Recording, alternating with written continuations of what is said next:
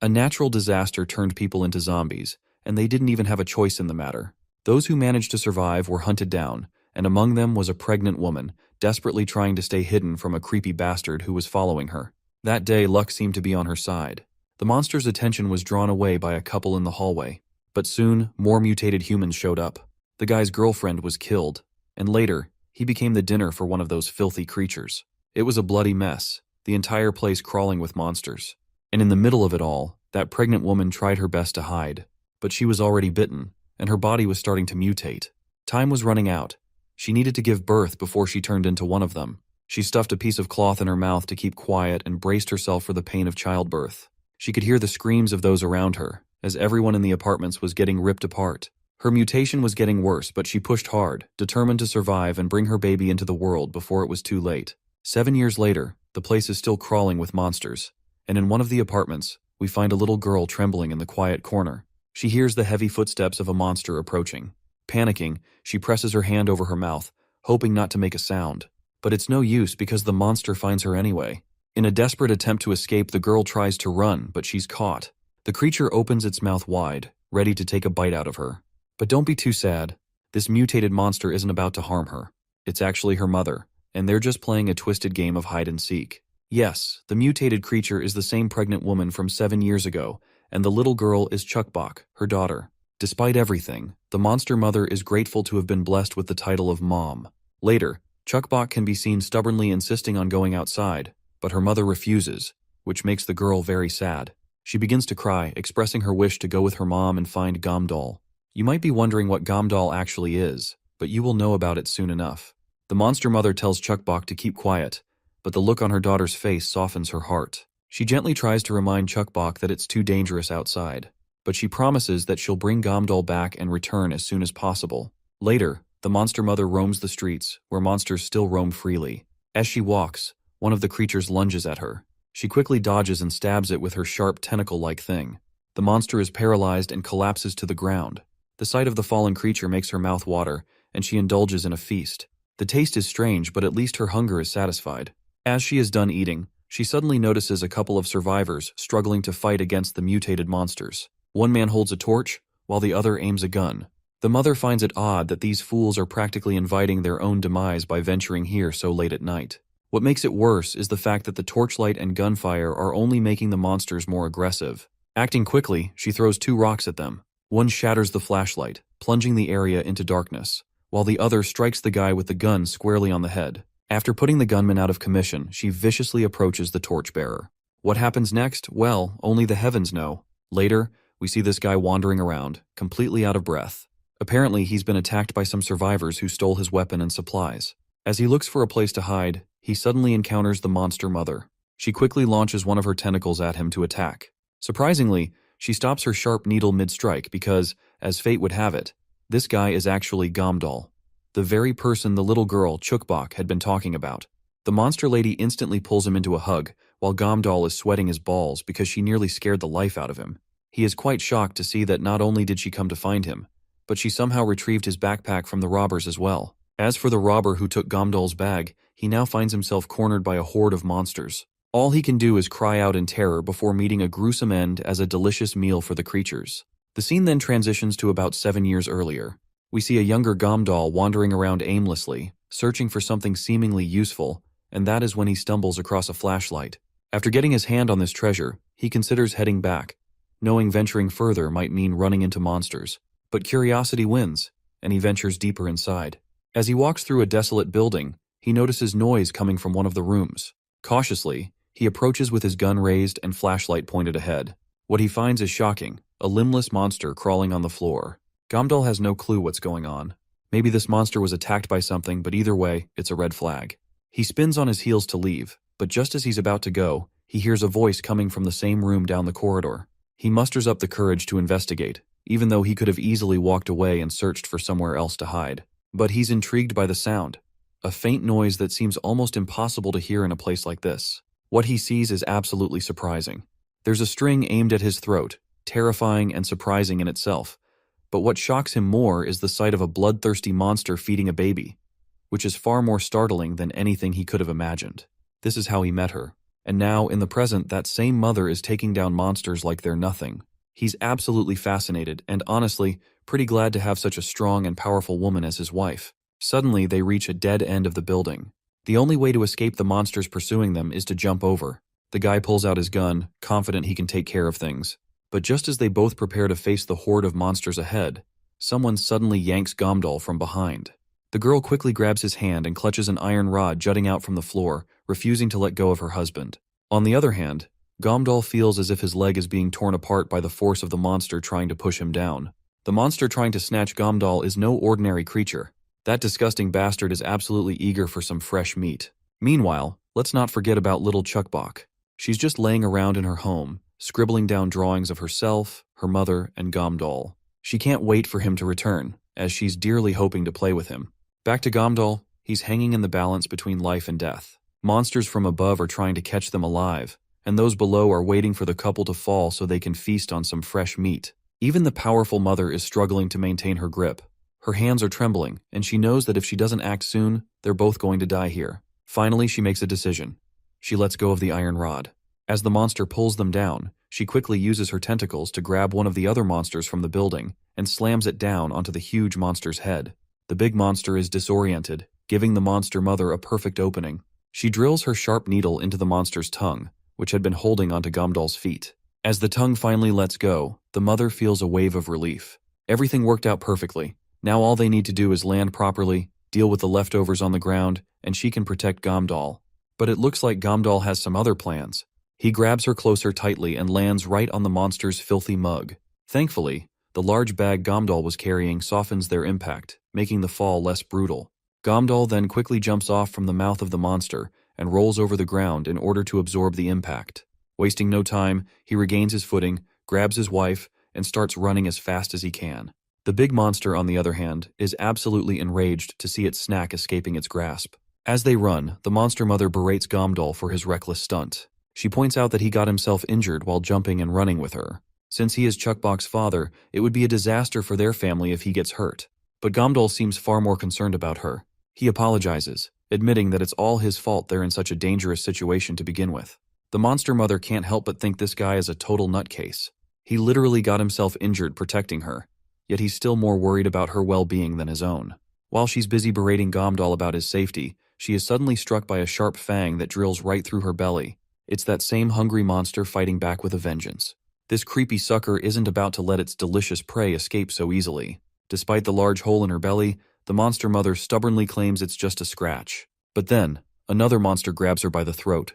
Gomdal, desperate to help, starts rummaging through his giant bag. He's sure he has just the thing that could turn the tide in their favor, but he needs a moment to find it. While the monsters chase them down, the monster mother uses her tentacle-like appendages to pierce through the monsters following her, fending them off as best she can. After a frantic search, Gomdal finally finds what he's looking for: a grenade.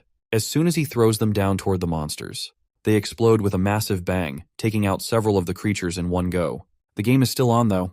Gomdal pulls out even more grenades, tossing them at the remaining monsters. The critters chasing them are roasted and obliterated in fiery explosions. Although they've dealt with the regular-sized monsters, there's still this massive jackass who refuses to give up. They both take a moment to consider what their next move should be. And that is when the monster mother finally decides to do something daring. She grabs the grenade from her husband and leaps into the air just as the monster launches its fangs and tentacles at them. Gomdal quickly drops to the ground, eyes wide open, watching in awe as the monster mother pulls the pin from the grenade. With a powerful kick, she launches it right at the bastard's face. The giant monster opens its mouth, thinking it's about to devour fresh meat, but instead, the grenade lands right inside. The explosion obliterates the monster's head in a split second. Afterwards, the monster mother flips the creature the middle finger as a sign of victory, while Gomdal watches with pride, glad to see his badass wife handle the situation like a pro. With everything finally taken care of, they make their way to one of the nearby apartments. Once inside, the monster mother removes her clothes, and Gomdal notices with relief that her belly wound has already healed. She playfully reminds him that he should always be the careful one, as he's her family's protector. Now that everything's settled, they decide it's time to find their daughter, who must be waiting for them. When they reach the apartment, Gomdal calls out to her, and little Chuckbok rushes toward her daddy. They share a passionate and adorable hug, full of love and relief. Chuckbok proudly shows her father the paintings she made, and Gomdal gives her a thumbs up, glad to see she finished them. As a reward, he pulls out a bar of chocolate and offers it to her, causing the little one to jump in happiness, thrilled by the sweet treat. The monster mother watches the scene before her, looking at her family with warm, loving eyes. No matter how difficult it is to survive in this world, whenever she sees her daughter smile, she feels re-energized. In that moment, she knows that no matter what happens, she will protect her dear family at all costs. As the trio enjoys their happiness, there's someone standing just outside their apartment. From the stranger's expression, it's clear she can't stand seeing this little family so content. Meanwhile, inside, the family shares a dinner together, and both parents feel a deep sense of joy watching their little daughter eat so happily. Chukbok then decides to share the food with her parents. First, she offers a bite to Gamdol, serving it with her own hands. Then, it's time for her mother to have a spoonful of rice, but the mother hesitates. The little one insists her mother take a bite, but the lady hesitates. That's when Gamdol gently reminds their daughter that mommy is already full, but Chukbok does not seem to think that way, especially since she hasn't seen her mother eat anything at all. Gamdol tries to argue, claiming that he's seen her eat plenty of times. At this, Chukbok becomes genuinely curious.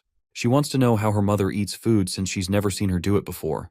The mother gently grabs Chukbok's hand and tries to reassure her, telling her that she doesn't need any food, so the little one should just enjoy eating it herself. The dejected girl just starts digging into her food with a sad expression. Later, we see her holding a cookie, and with a joyful smile, she tells her mother that this cookie is really delicious. She insists that her mother should try it, sharing her favorite snack with her. Chukbok keeps urging her mother to have a bite, which only makes the woman feel more anxious and unsure about how to turn down her daughter without hurting her feelings. Eventually, the mother gives in to the girl's persistent pleas. With trembling hands, she reluctantly reaches for the cookie. But just as she does, Chukbok quickly pulls the cookie back, because she also wants to eat some of the cookie as well. She tries to break the cookie in half but ends up with 2 uneven pieces. Chukbok faces a great dilemma, whether to keep the larger piece of the cookie for herself or give it to her mother. Eventually, she gives in to her urges and offers the smaller piece to her mother. But once again, the mother hesitates. By the look on Chukbok's face, it's clear that the little girl really wants to eat the whole cookie herself. Not wanting to force her mother to eat, Chukbok decides to just eat it all by herself. However, she quickly snaps out of her hungry thoughts when she remembers that she was supposed to make her mother eat the cookie. Gamdol also chimes in and happily asks for a bite, but Chukbok, too eager to enjoy the treat, ends up devouring the whole thing, and decides to try again with another cookie. Later, Chukbok can be seen pestering her mother to eat random things all the time. At some point, the monster mother grows increasingly annoyed and snaps at her daughter. With her usual sign language, she tells Chukbok to stop bothering her, and asks if she enjoys teasing mommy so much. Due to her mother's outburst, Chukbok gets on the brink of tears, as she never intended to upset her mother. She tries to explain to her mother that she was just worried about her. She had never seen her mother eat anything, and she thought maybe her mother must be hungry. The monster mother, feeling the weight of her daughter's concern, gently places her finger on Chukbok's little palm, and finally decides it's time to tell her the full truth. She had been hiding the truth for so long, and now, seeing how it upset her daughter, she realizes she can't keep the secret any longer. With a deep breath, the mother is about to tell Chukbok that she only craves flesh and meat. But as soon as she touches her daughter's palm, her monstrous urges flare up. A drop of blood from Chukbok's nose hangs out, and the mother's instincts scream to devour her child, no matter the cost. The scene shifts, and the only thing we hear is the slam of a door. Gamdol hears the door slam and rushes to check on the situation. But when he looks around, he finds the house empty, and Chukbok confirms that her mother has gone outside for some reason. Outside, the monster mother is seen tearing into another creature. She couldn't control her urges when she noticed the blood of her daughter, so she ran out as fast as she could, seeking to devour this monster in order to keep her instincts in check. Later, the family of 3 sleeps together on one bed, with Chukbok nestled between her parents. The monster mother reflects on how she never realized how sweet a child's blood could be. From this point on, she promises to be extra careful in front of her daughter and vows to protect her forever. The next day dawns, and the father flashes a big smile before leaving for the day. He tells his family to stay safe until he returns and reminds the little one not to wake her mother since she needs her rest. Chukbok acknowledges this and requests her father bring her a chocolate bar. With that, he leaves, and as soon as he's gone, a mischievous smile spreads across the little girl's face. Now that her mother is asleep, Chukbok decides to venture out. She prepares herself and steps outside into the world. She spots a dead monster's body but walks past it without a care in the world. As she roams around, she notices some other people in the streets as well. She then approaches a bloodied wall, where she makes a quick doodle, and after finishing, she continues on her way. Chukbok rummages through the rubble of several dead bodies, and after some searching, she finally finds a few candies. She's absolutely overjoyed at her discovery. Proud of her find, she eagerly imagines how her parents will praise her for such a rare treasure. But she's not sure if she should even tell them that she found them outside. Anyway, she soon starts walking again, and her next goal is to find this person called Hira. Meanwhile, these two guys spot our little one walking down the street. They're both thrilled to see a kid, as they never expected to find one here. The guy with the dagger is already thinking about negotiating a hefty ransom from her family, so he is looking forward to taking her no matter what. His female partner, however, points out that if the girl is an orphan, they'd have no use for her. The dagger guy quickly brushes off the concern, reminding her how valuable children are in the market. Now that she thinks about it, she entertains the thought of selling the child to a cannibal tribe for a high price. I will be honest, I don't know if she is a male or female, but let's call her female until we are told otherwise. Up ahead, the path splits, and the little one quickly turns to the right. The bat lady picks up her pace, eager to catch the child before anyone else does. But little do they know, they're the ones who are about to become prey. Someone with an axe in their hands appears, and without hesitation, the person swings it, taking down the dagger-wielding bastard right away. The lady stops and turns around, only to see a person with white hair and her friend nearly dead on the ground. But this doesn't scare her. She turns to face the new threat, asking who the hell this person is. She wonders if this white-haired might be the girl's guardian. The whitehead just stares at her with lifeless eyes, and it looks like this whitehead is a lady as well. The ponytail then decides to pay dirty, and tries to distract the whitehead by making her think that someone is behind her. When whitehead turns around, the ponytail charges at her with a bat in hand. Meanwhile, whitehead lady can't seem to find anyone behind her. The ponytail thinks she's outsmarted her, having tricked this whitehead into believing someone was approaching from behind. But little does she know, she's the one who's about to be screwed. In a blink of an eye, this whitehead cuts her throat with a single swing of his axe. I'm honestly glad that ponytail shithead is dead. We now won't have to figure out if this creepy sucker was a lady or a guy. Meanwhile, Chukbok stands quietly behind the wall, trembling as she hears footsteps approaching. Eventually, the little one is discovered by the white-haired woman. But as soon as the little one looks at her, we learn that this woman is actually Hira, the one our little girl had been searching for. Suddenly, a monster crawls up and leaps at the woman, but Hira crushes it with her axe. As soon as the injured monster touches the sunlight, it disintegrates into dust. Hira turns to the little one and reminds her once again that she must always check before entering dark places. Most importantly, she asks why the little one is even outside and where her mommy is.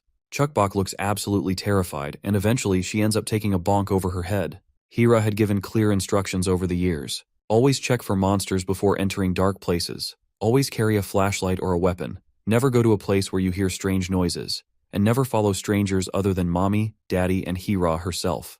The most important rule? Never go outside alone. Hira is frustrated that despite drilling these rules into her for years, the little one still hasn't learned. She sternly tells her to never break these rules again. But Chukbok quickly protests, claiming she's old enough to go outside. Of course, Hira gives her a deadly glare, enough to make the little one fall silent and humbled. Anyway, since Chukbok is so determined to go outside, Hira decides to take her somewhere grown-ups go. Chukbok lights up like a kid at the prospect of another adventure. Although she was excited at first, all her enthusiasm fades when she finds herself in a pitch-black place, because she doesn't really like the dark. She calls out to Hira but gets no response to her pleas. Once Chukbok is finally terrified to her core, Hira finally answers, asking if she still wants to act like a grown-up. To scare the little one even more, Hira reminds her that monsters love to dwell in dark places like this. Since adults come here because they can find valuable things, this place is always filled with bloody fights. Suddenly, the little one stumbles over something and falls to the ground. She has no idea what she bumped into, but when she pulls her hand from the ground, her face goes pale as she notices blood all over her hand. This is the breaking point. The girl finally loses her will to stay and begs to get out, pleading to be taken outside. But all her cries fall on deaf ears. She becomes teary-eyed and sweaty, unable to see anything around her. She is finally terrified by the realization that adults come here every day to fight for food. Finally, Hira reappears, reminding the little girl that this is where adults come, despite their own fears, because survival necessitates it. Even grown-ups are reluctant to visit such perilous places, but their need for sustenance leaves them with no alternative. She wants Chukbok to keep this lesson in mind. Then she tells her it's time to leave. Together, they start walking out of this chaotic place, stepping past hordes of monster corpses lying scattered on the ground. Once they finally reach the apartments, Hira finally decides to part ways, but promises to meet the little girl again when she comes outside with her mother and father. She also firmly warns Chukbok not to tell her parents anything about what happened. Suddenly, the little one makes an unusual request, asking Hira to sit down. When Hira obliges, Chukbok gives her a playful bonk on the head, which is supposed to be the payback for making her cry earlier. Afterward, Chukbok hands Hira a piece of candy she had found during her adventure. With that, she waves goodbye to Hira, a big smile on her face as she heads home. This little candy leaves a big impression on Hira, and she can't help but crack a smile, realizing that the little girl has gotten much stronger than she expected. It makes her believe that Chukbok is going to grow into a fascinating person. Meanwhile, as Chukbok reaches for the doorknob to open the door, she notices that the color of her finger has changed. The scene transitions back to the past, during winter. We see Chukbok's mother and father sifting through the rubble in search of something valuable. It's then that the father finds a scarf and drapes it around the monster mother's neck, a warm gesture that leaves her blushing, touched by the thoughtful gift. As they share a passionate hug, they momentarily forget about their daughter. The father calls out for Chukbok but soon realizes she's nowhere to be found. Meanwhile, the little one is off on her own adventure, exploring in search of something useful. That's when she encounters Hira for the first time, sitting on the ground, seemingly injured. It's a real struggle for Hira to even turn her head toward Chukbok, but when she does, the first thing she says is for the girl to get lost. But Chukbok isn't sure if she should leave someone injured like this. Hira shoots her a cold glance, attempting to scare her off, but those sharp eyes fail to intimidate the little girl. Instead, Chukbok, curiously and adorably, asks what "get lost" even means, since she doesn't understand the phrase. Hira, now more specific, tells her to go back to her parents and stop being such a nuisance. But instead of complying, Chukbok grabs Hira's injured hand and begins blowing warm air on her cold, frozen arm in an attempt to warm it up. Hira quickly uses her other hand to yank the girl away, but she stops mid-motion when she notices how passionately Chukbok is trying to help her. Well, this is how they met each other in the past. Suddenly, the little one wakes up from the dream she just had, but after a moment, she drifts back to sleep. Meanwhile, her parents are seen hiding from the monsters, frustrated that the dark clouds have caused the creatures to roam around even during the day. The mother tells her husband that there's nothing left here, and what's worse is that this was the last pharmacy in the area. Gamdol decides to take a rest, but the mother can't bring herself to rest for even a second until she's able to treat her daughter's finger. She's terrified that something might be seriously wrong with it. The big guy tries to reassure her, telling her not to be so hard on herself and that there must be a way to fix it. But the mother blames herself, convinced it's her fault that her daughter's finger ended up like this. Gamdol looks concerned as he sees her blaming herself, and finally he reaches his breaking point. He sighs deeply and reminds her that their frantic search for medicine isn't getting them anywhere. They've searched several shops and pharmacies for days and found nothing. This only makes him believe they've been foolish from the start. He decides they should head to Hope Village, since he's heard there's a doctor there, and as far as he knows, that doctor is their only hope. However, they'll have to pay an entrance fee to get in. The biggest problem, though, is that the entrance fee is quite particular. They only accept something useful and valuable in exchange, and Gamdol isn't sure where they can find something like that. That's when she begins tapping on the palm of his hand, like she usually does, and what she tells him really terrifies him. Although I can't fully understand her hand gestures, it looks like she wants to enter Dungeon Village to grab something valuable, but her husband reminds her that that place is literally a monster's nest, even for her. The lady is sure that the monsters are nothing to her, so it's worth the risk. She claims she has experience with these kinds of places, and it shouldn't be too hard for her. All she needs to do is avoid running into the dungeon's master. Since this is beyond what he can handle, Gamdol agrees to stay home with Chukbok and gives her permission to go. Before they part, he decides to give her the flashlight. But as soon as he opens the bag, he finds the little one peacefully napping inside. At first, both parents don't believe their eyes and rub them. But when they look again, they realize she's really in the bag. This leaves them both sweating from the shock. Once the little one opens her groggy eyes, she's met with the sharp gaze of her mother. Chukbok goes blank when she realizes she's been caught. So, she decides to act like a magician who just popped out of a bag, but her trick does not work, and she ends up getting a bonk on the head from her mom and a lot of earful from her dad. Daddy's absolutely pissed, and this is probably the first time we've seen him so angry with the little one. But as surprising as it is, he's just acting as a translator for the angry mom. The mom further tells the big guy that for now, they should head back home as soon as possible since there's no time to argue. As the mother begins her journey, Chukbok starts pestering her, asking where she's going. She is sure her mother is heading somewhere dangerous because of her, so she doesn't want her to go and begs her to just come back home with her. But the mother doesn't listen and starts walking her own path, leaving the girl in the capable hands of her husband. Once the mother finally vanishes from sight, Chukbok is filled with regret, thinking that she's the reason her mom left. Gamdol tries to reassure her that she'll be back soon, and that they should head back home too. But suddenly the big guy's belly starts to hurt, and he decides it's time for a bathroom break. As he goes off to take a dump, he leaves his girl behind, telling her to stay there until he's done. Meanwhile, Chuckbok's mind starts drifting to the worst possible thoughts. She remembers the terrifying experience she had in that dark place, and the thought that her mother might be heading there is just traumatizing to her. Meanwhile, the monster mother is also walking down to her next destination with a sad look on her face. She can't shake off the image of her girl's sad face when she tried to stop her. Now she's regretting leaving without properly reassuring her. She thinks it's her fault for not checking the bag before heading out on her adventure. As she's lost in her thoughts, the monsters around her start surrounding a cardboard box, and they can smell something delicious. It's food. It looks like there's something living under the cardboard, because we can clearly hear voices. All the monsters quickly rush to the box, but soon realize there's nothing there. Well, of course, it was our little girl under that cardboard box, and her mother quickly swoops in to save her before those monsters could feed on her. As soon as she picks up her little one, all of the monsters charge at her, but the lady quickly starts dashing away, stepping right over the monsters. One of the monsters throws its tentacles, but she slices them down like they're nothing, and all the other filthy monsters meet the same fate. She's literally cutting them down like they're nothing more than vegetables. But after a while, she starts getting exhausted, and if this keeps going on, it will be hard for her to keep fighting. The little one quickly sticks her finger out and points to the sky. When the mother looks up, she notices that the clouds have begun to disperse. As the intensity of the light increases, the monsters start to feel pain. All the monsters that were trying to eat our girl are now desperately running for their lives, looking for shade.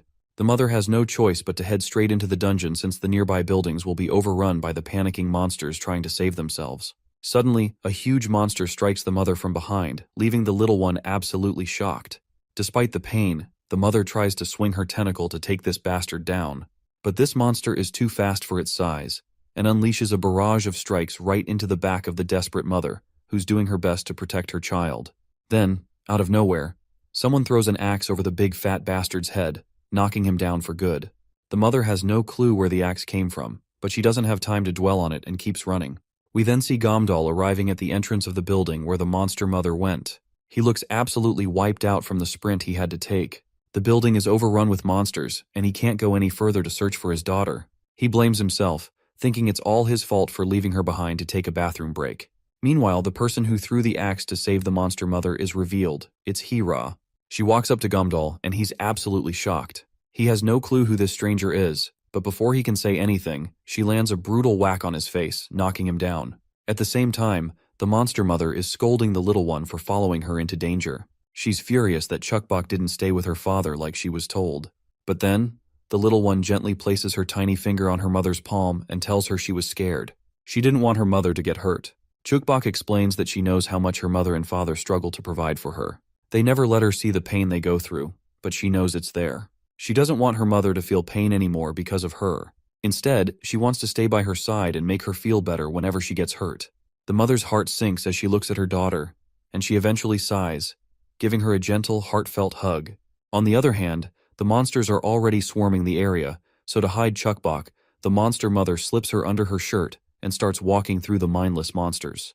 They just need to make it out of this building, and she tells Chuckbok to hang tight, not wanting to bump into any of these monsters. But then, one of the monsters gets way too close. So close that the monster mother starts to feel uncomfortable. She tries to stay calm and composed, knowing she mustn't react.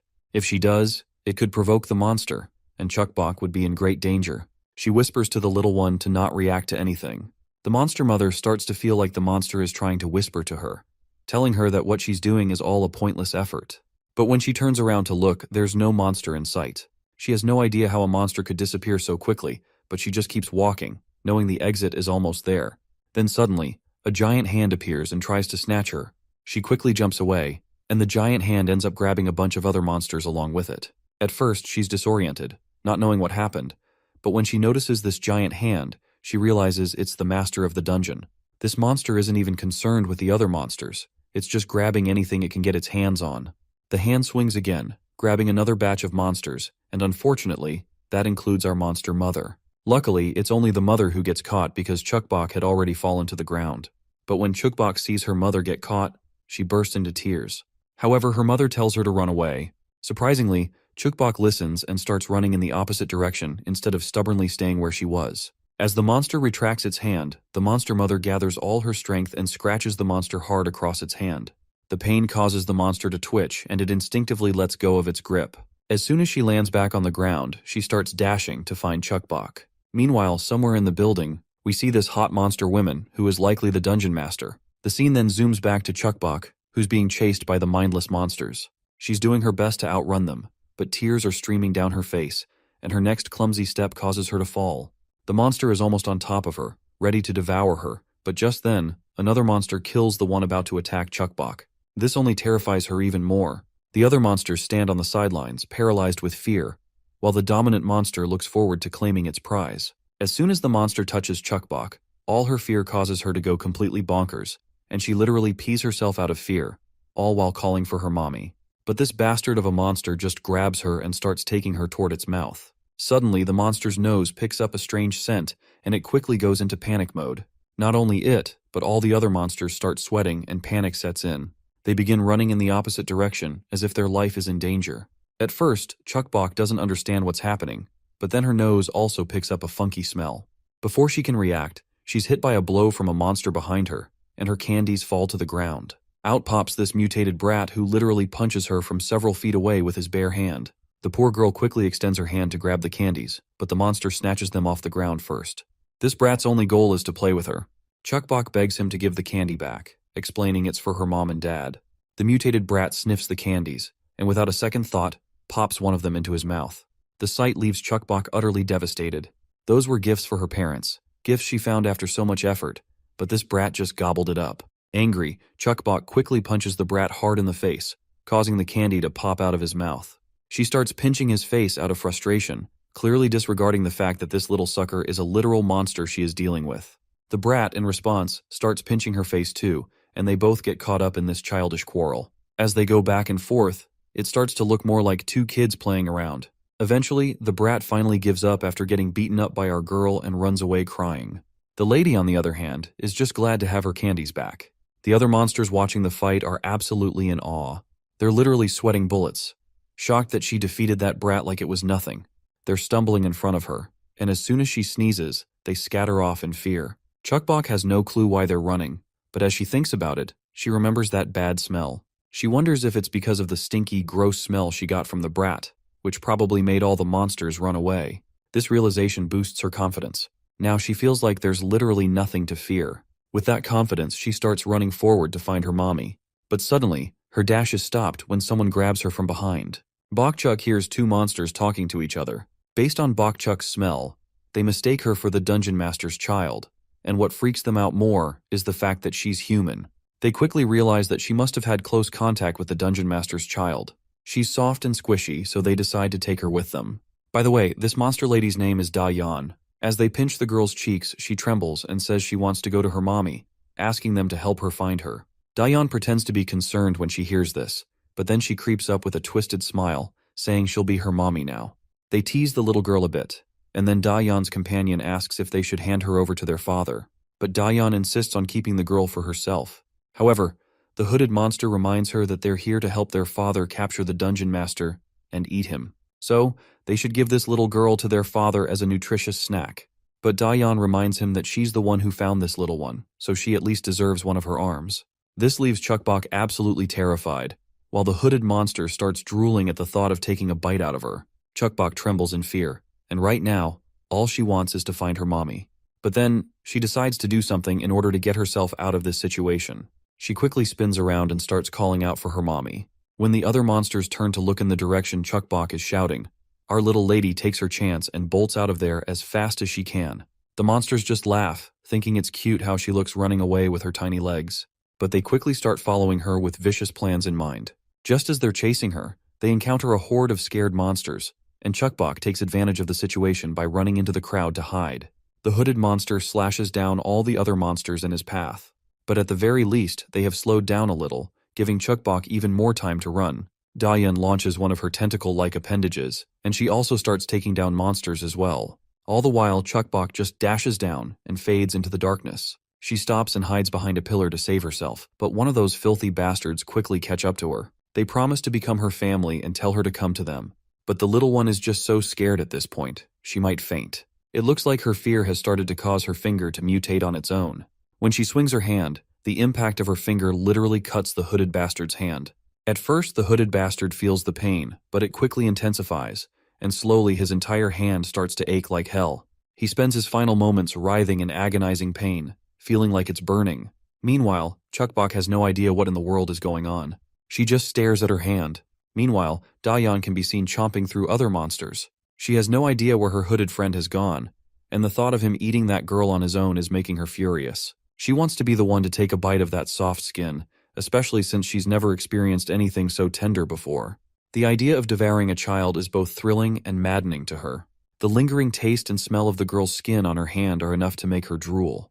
But it looks like her excitement is not going to last long, because Monster Mama has arrived and she looks absolutely furious. Seeing this twisted excuse of a lady fantasizing about eating her little girl has pushed her over the edge. You can only imagine how this is going to turn out for Dayan. Meanwhile, the hooded bastard is still writhing in agony, feeling as if he's being burned alive. His screams echo through the space, making our little girl even more terrified out of her mind. When the pain becomes unbearable for the monster, he cuts off his own hand to get rid of the burning part. The hand falls to the ground, and although the bastard has lost his hand, he is at least relieved from the pain. But he's furious at the little one and plans to devour her alive to make up for the suffering she caused him. But before he can make his move, he gets struck by a hard blow to his back. That one blow sends the bastard flying, and the thing that hit him is actually that big bag Gomdal usually carries. When Chukbok turns around, she sees her absolutely enraged father walking toward the bastard who dared to touch his daughter. First things first, her dad checks on her and apologizes, knowing she must have been terrified in there. Suddenly, he notices her finger has changed, and he asks her about it. But the girl doesn't say anything. Instead, she starts crying, saying that Mama has been captured by some monsters. The hooded bastard, on the other hand, gets back up, and it looks like his severed hand is starting to grow back. He's absolutely ready to devour them both. But the monster gets confused when he sees the father casually rummaging through his bag while calmly telling his daughter to stand behind him. The monster is bewildered. They're literally not even paying attention to him. This only riles him up more, so he charges at the duo without hesitation. Before he can get close, though, Gomdal casually throws a brick straight at the bastard's filthy mug. It smacks him hard, and that's not the end of it. The absolute gigachad of a father is already holding another brick, ready to obliterate this sucker's face. The monster charges, and from the other side, Gomdal is ready to launch the brick with lightning speed. As soon as he throws it, the brick goes flying, but the monster obliterates it with his hand mid-motion. However, that brick was just a distraction. Dozens of other bricks are almost upon him, and he barely has time to deflect them. So, he brings his hand over his body and takes all the bricks head-on. But Gomdal doesn't stop. He relentlessly continues his barrage, each brick hitting harder than the last. He's getting stronger and stronger with every throw, determined to smash the monster into crumbs for putting his precious Chukbok in danger. Eventually, the father exhausts all his bricks.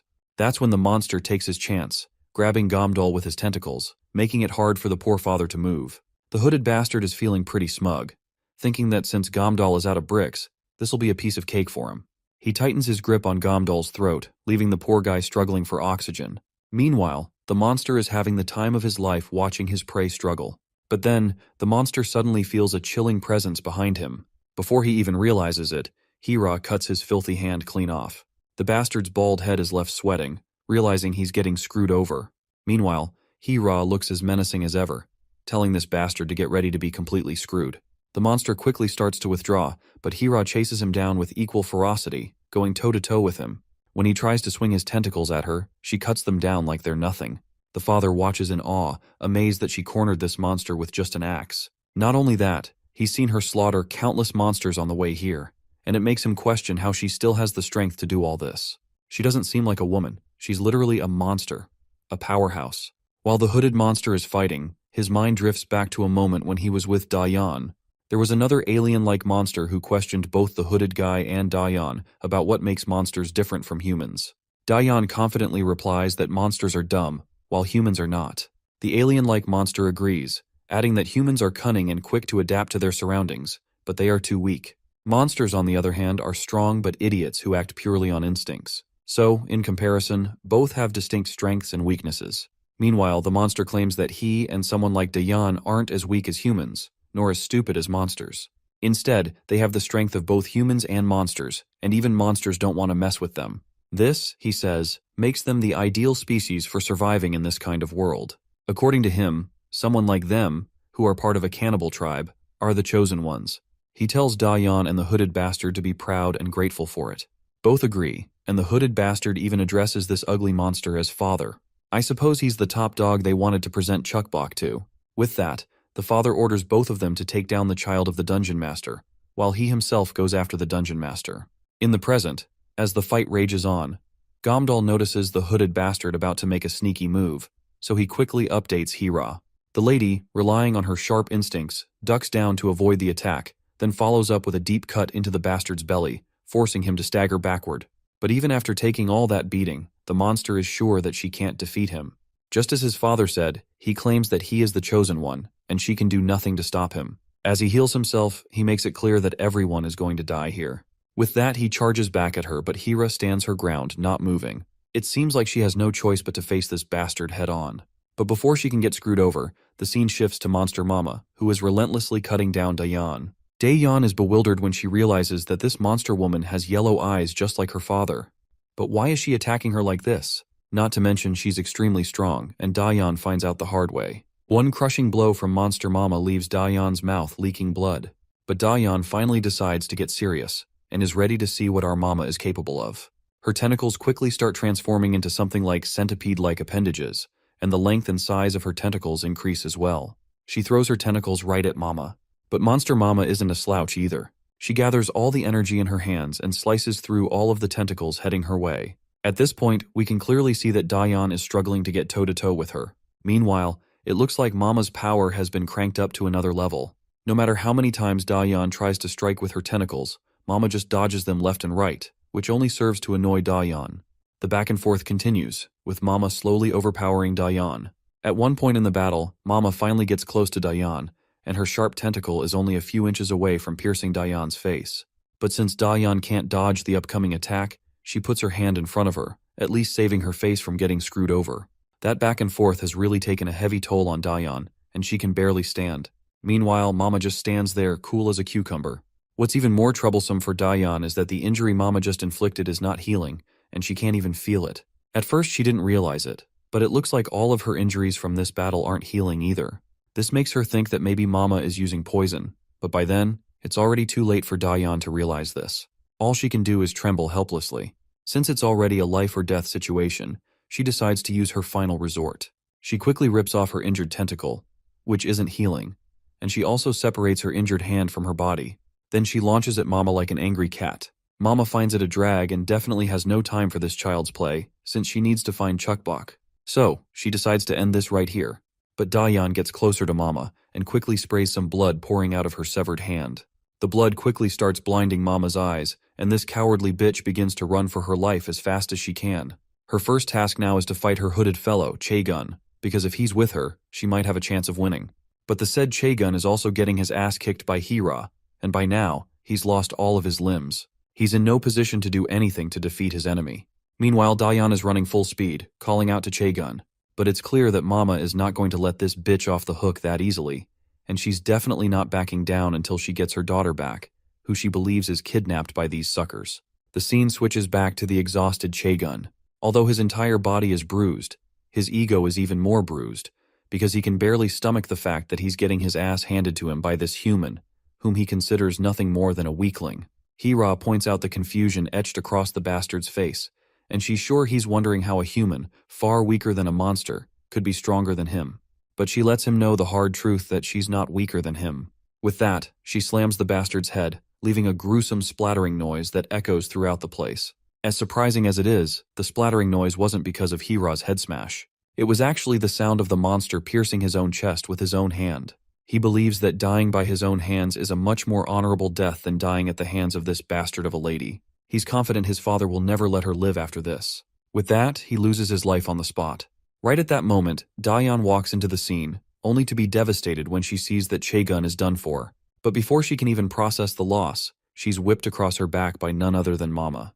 That one brutal blow was enough to take her down for the count. Chuckbok perks up in happiness when she notices her mother. Even the husband looks relieved, but their faces both fall when they see Hira charging at Mama at full speed. Monster Mama, equally confused, has no idea who this woman is, but she quickly takes her stance, ready to deal with the immediate threat. Before things can spiral into a full-on bloodbath, Gomdal quickly grabs Hira by both her hands. He firmly tells her not to even dream about touching his wife. While Hira tries to break free from the big guy's grip, Mama is quite surprised to see her husband here. She feels annoyed as well as passionate as she asks him why he came, even though he was told to wait outside. But the big guy makes it clear that when his family is in danger, he just can't sit around twiddling his thumbs. While the big guy struggles to keep Hira in check, Chukbok runs toward her mother with her tiny feet. She reminds her mother that she tried her best to run away from the monster, just like she had told her. Seeing her child like that brings tears to Monster Mama's eyes, and they quickly share a passionate hug, which literally lights up the entire scene with wholesomeness. Even the big man can't keep his emotions hidden and nearly gets on the brink of tears, which leaves Hira a little creeped out.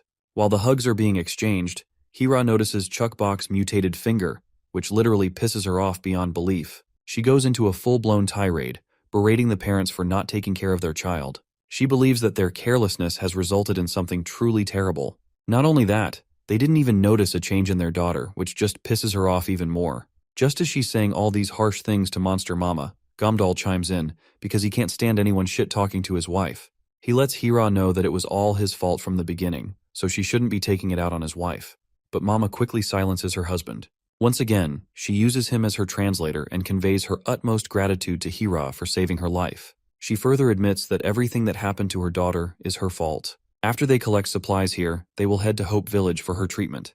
She also promises Hira a well-deserved reward for the kindness she's shown in the future. Finally, she asks Hira's name. Hira responds right away, and further claims that she's a friend of Chukbok. Of course, a creepy silence fell over both parents because this lady seems way too old to be a friend of their daughter. Mama quickly turns to the little girl and asks her if this is true, to which the little one eagerly responds positively. The big guy is quite bewildered to hear this, and questions the little one about how she could keep something like this a secret. The girl quickly apologizes, explaining that Hira had told her not to tell anyone. But she vouches for Hira, insisting she's not a bad person and is, in fact, really nice to her. Her parents cut her off, and before they can start scolding the daughter for all the shit she had been pulling up secretly, Hira steps in and silences them. She admits it's her fault since she was the one who asked Chukbok to keep it a secret. But since nothing bad had happened to Chukbok, there is nothing to worry about. Regardless, she gets back to the business at hand and advises them to focus on finding supplies instead of wasting time with this chit-chat. With that, she begins to walk out, and the little girl quickly follows her from behind. Mama reflects silently on the fact that it was Hira who saved her from danger by taking down that monster back then. Once again, she turns to her husband and, as usual, uses him as her translator. She stops Hira to ask a question. It's actually a question about her identity.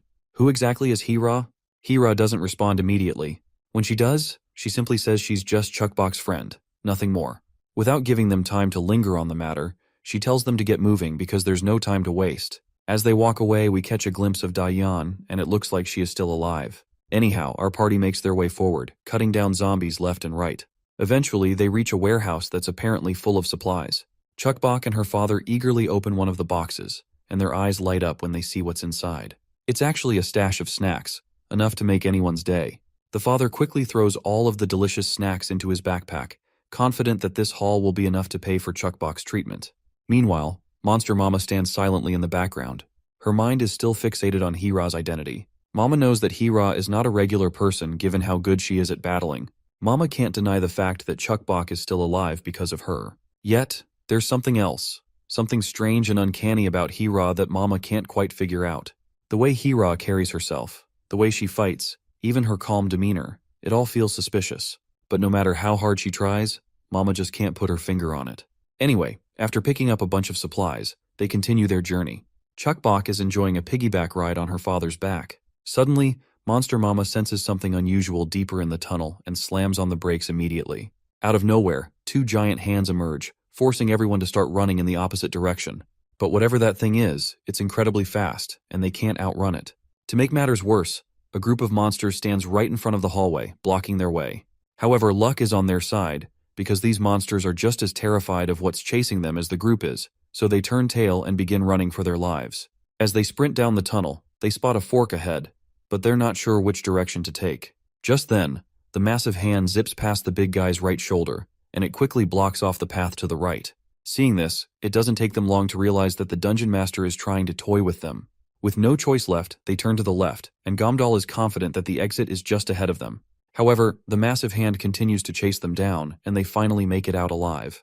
But the area they've entered is packed with monsters, and to make things worse, it's a dead end. Now it makes sense why the dungeon master blocked the path to the right. Both of the ladies take their stances in order to take down the danger ahead. The creature in front of them is not only incredibly creepy, but also seems much more powerful compared to the usual zombies. The fact that this monster has yellow eyes makes it even more of a threat. Basically, yellow eyes means that the monster have consciousness and can act at his own will. The scene then transitions back to the past, where we see the body of the alien-like monster Da Yan called Father. It seems that he has finally taken over the body of the dungeon master. He has already started to like the nutrients it provides, and it looks like he won't need to find another body for a while. As he walks, he thinks about Da Yan and the hooded monster, wondering where they are now. When he spots a tentacle of Da Yan, he follows the trail and soon discovers both the hooded bastard and Da Yan are down for the count. Da Yan, however, is still alive, though gravely wounded.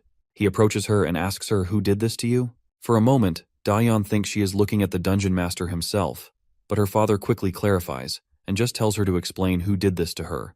Da Yan quickly replies that it was a monster with yellow eyes, the same as her father's. Back in the present, the mama is sweating to see a yellow-eyed monster. Seeing her intense reaction, Gamdal asks if she knows this monster, to which she replies with a no.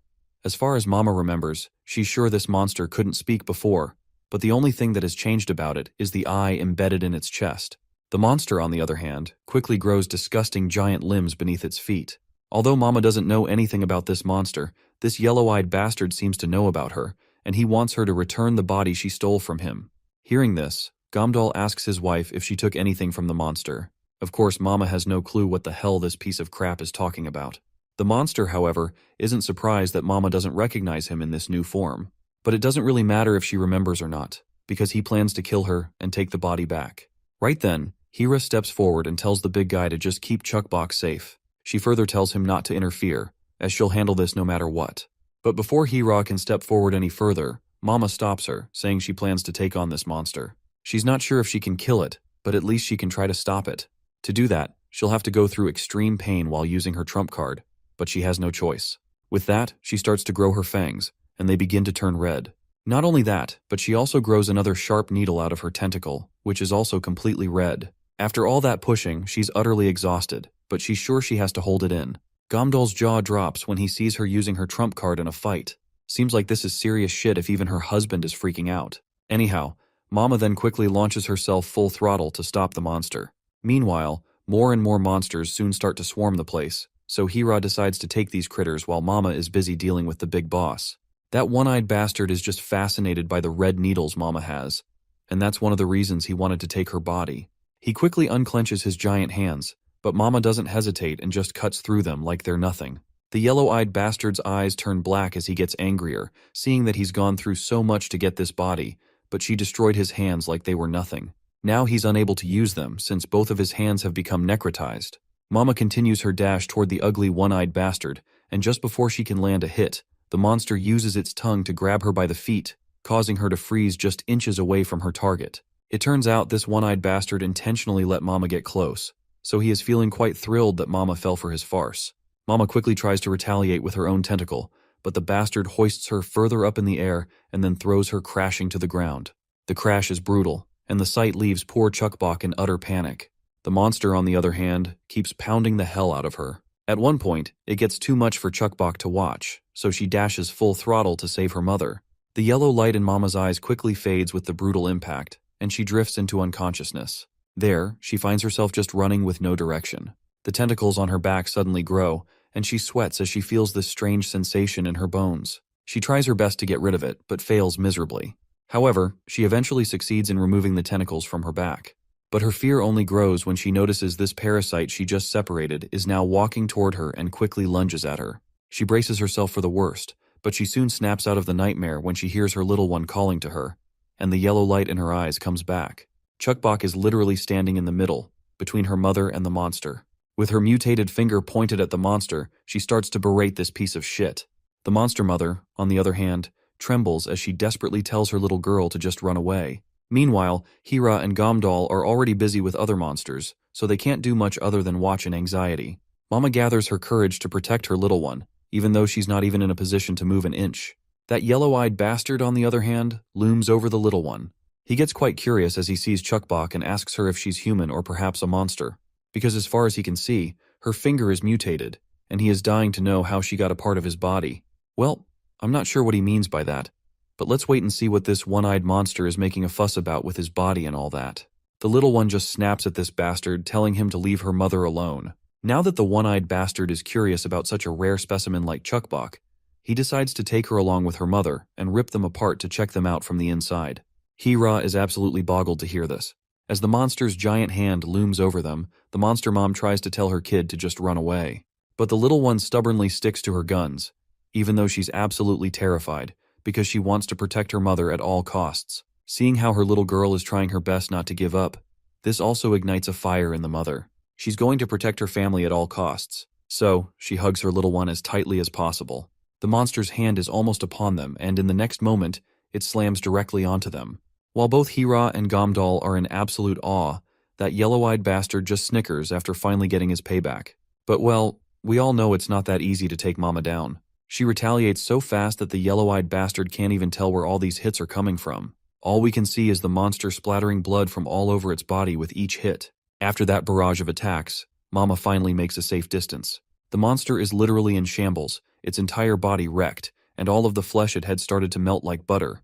Even Gamdal has no clue what kind of power this is, because he's never seen anything like this before in his life. It looks like Mama has gone through some sort of awakening, and now she has those two whips embedded with red needles. Meanwhile, in some quiet corner of the place, we see all the terrified monsters running for their lives. They're totally panicked because that brat we saw before is following them from behind, demanding that they play with him. But it looks like no one's willing to play with this violent brat, who has no regard for anyone. Meanwhile, the yellow-eyed bastard is losing his shit after getting wrecked so hard. It was his new precious body that he just acquired, and he's not liking the fact that it's already been ruined. Previously, he claimed he was going easy on them, but now that he's pissed, he won't be holding back anymore. With that, he launches his giant hands at our party once again. But surprisingly enough, he was not targeting our party at all. The hands just grab a bunch of nearby monsters and start gobbling them up like they're the most delicious food ever. None of them have any clue what's happening or what this monster is trying to achieve by doing this.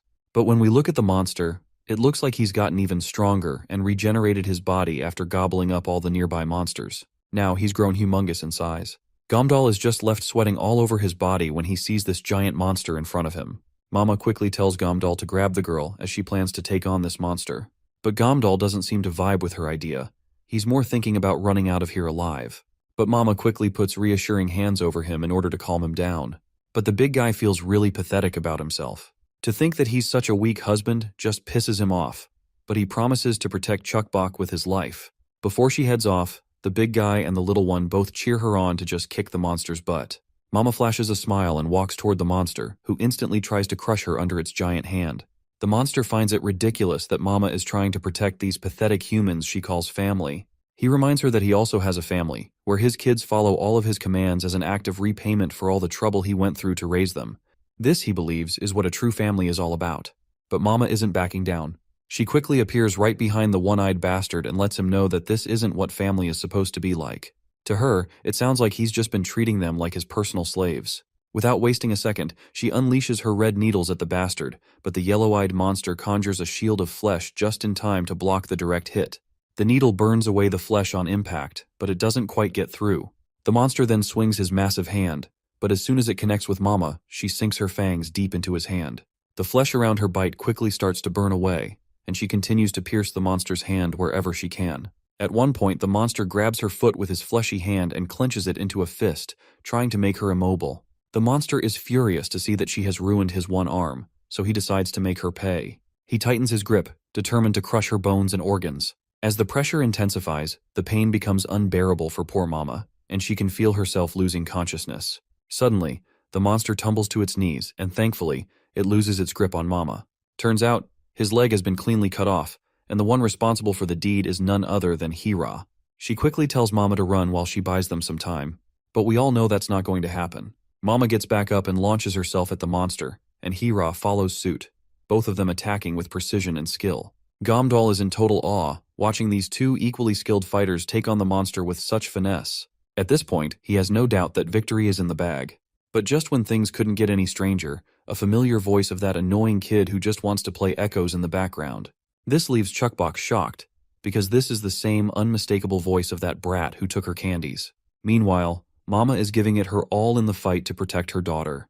Hira, on the other hand, is torn between whether she should keep fighting or take Chukbok and get out of there. She knows that abandoning the two might lead to their deaths, but it could also give her a chance to protect Chukbok. Despite her internal conflict, Hira is absolutely determined to take down that piece of trash, and Mama shares the same thought about this bastard. Both of them are thinking the same thing. They're going to shred this monster to pieces and get everyone out of here together. But the monster begins to transform into its absolute form, growing even bigger and more jacked. After this transformation, the yellow-eyed bastard is convinced that they're all about to meet a meaningless death at his hands, and he's absolutely certain of it. Now let's focus on that brat for a moment. He's equally surprised to see Chukbok there. Gomdal picks up on a strange smell coming from the monster, while Chukbok reminds her father that the monster can stretch out its arms and hit her with them.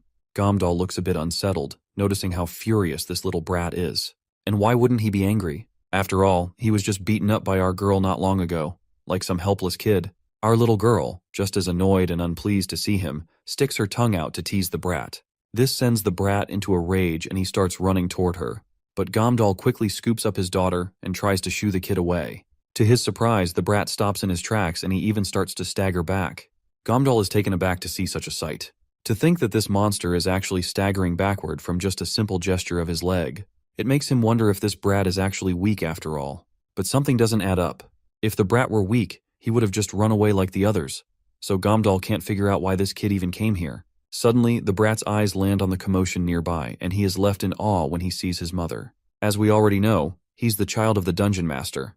Even Gomdal can sense the shift in the brat's mood. Something has changed, and it's not looking good. Meanwhile, in the thick of the battle, as the dust begins to settle, it becomes clear that Hira has lost miserably. She's down, unable to continue, and Mama is barely holding on, having pushed herself to the brink. The one-eyed bastard grabs Mama. He sneers at her, letting her know that no matter what sacrifices she's made for her family or how much hidden power she might have, none of it matters. He will make sure she feels the depths of despair before the end. He quickly opens his filthy mouth, ready to chomp down on Mama. But before he can, everyone's attention is drawn to Gomdal, who's hoisting the brat up in his hand. With his volume cranked up to high, Gomdal threatens the monster, declaring that if he doesn't let go of his wife, the kid will be in danger. The yellow-eyed monster recalls this monster as the dungeon master's child, but can't understand what Gomdal is trying to accomplish with this move. Gomdal makes his intentions explicit, his voice firm as he declares that he's holding the kid hostage. If the creepy bastard wants his son to survive, he better release his wife now. But the monster scoffs, dismissing Gomdal's threat as futile. After all, he isn't the dungeon master, so why would he care about that brat? But this is where the one-eyed bastard proves to be wrong. Suddenly, his finger moves on its own. As the brat continues to scream, the dungeon master begins to take control of her own body, and the one-eyed monster can feel himself losing control over her. The brat and the dungeon master lock eyes. And in that moment, both of their minds flash back to the past. The mother remembers all the love she had given to her child. The memories overwhelm her, and tears begin to spill from her eyes. This is something this yellow-eyed bastard finds unfathomable. How could he lose control of this body just because of this trivial emotion? The entire body begins to resist the one-eyed bastard, and he can tell that this body is being agitated by that child. Eventually, the hand holding Mama loses its grip, and she starts to fall. The one-eyed bastard, using all his willpower, takes control of the hand and tries to retaliate with the sharp claws he's got. But before he can strike, his hand is brutally hit by an axe launched by Hira. This gives Mama enough time to retaliate, and she delivers a brutal cut across the bastard's body, which is just enough to render this body useless. Gomdal is fascinated to see his wife finally pulling off the impossible, and Hira is equally amazed. All the while, our little one is having the time of her life watching her mother win against the monster. But Mama knows this isn't the end. She decides to strike again, and this time, her target is this yellow-eyed parasite. However, the parasite quickly retaliates and delivers a nasty cut right into Mama's hand. But that's not enough to stop Mama. She retaliates once again, her poisonous claws aimed at finishing off the bastard. Just as her claws are about to strike, out pops Da Yan, who quickly guards her father just in time. Mama, caught completely off guard, hadn't expected this bitch to still be alive. But before she can react, a searing pain courses through her tentacles. It's clear that she's overexerted herself. The strain becomes too much, and she begins to collapse helplessly, just when victory was within her grasp. She was so close to taking down her enemy, but she falters at the very end. As she falls, the lifeless body of the dungeon master also begins to topple, especially since there is no host to keep it standing. Both bodies hit the ground simultaneously. Later, as the dust settles, Gomdal and his daughter make their way to find Mama.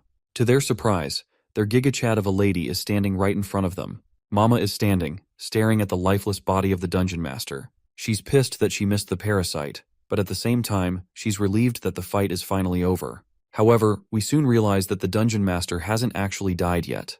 It's still alive, though clearly exhausted. Seeing this, Mama decides to take the opportunity to get rid of the dungeon master for good, and it will make it easier to get the required supplies from this place. She inches her menacing claws closer to render the dungeon master's body useless.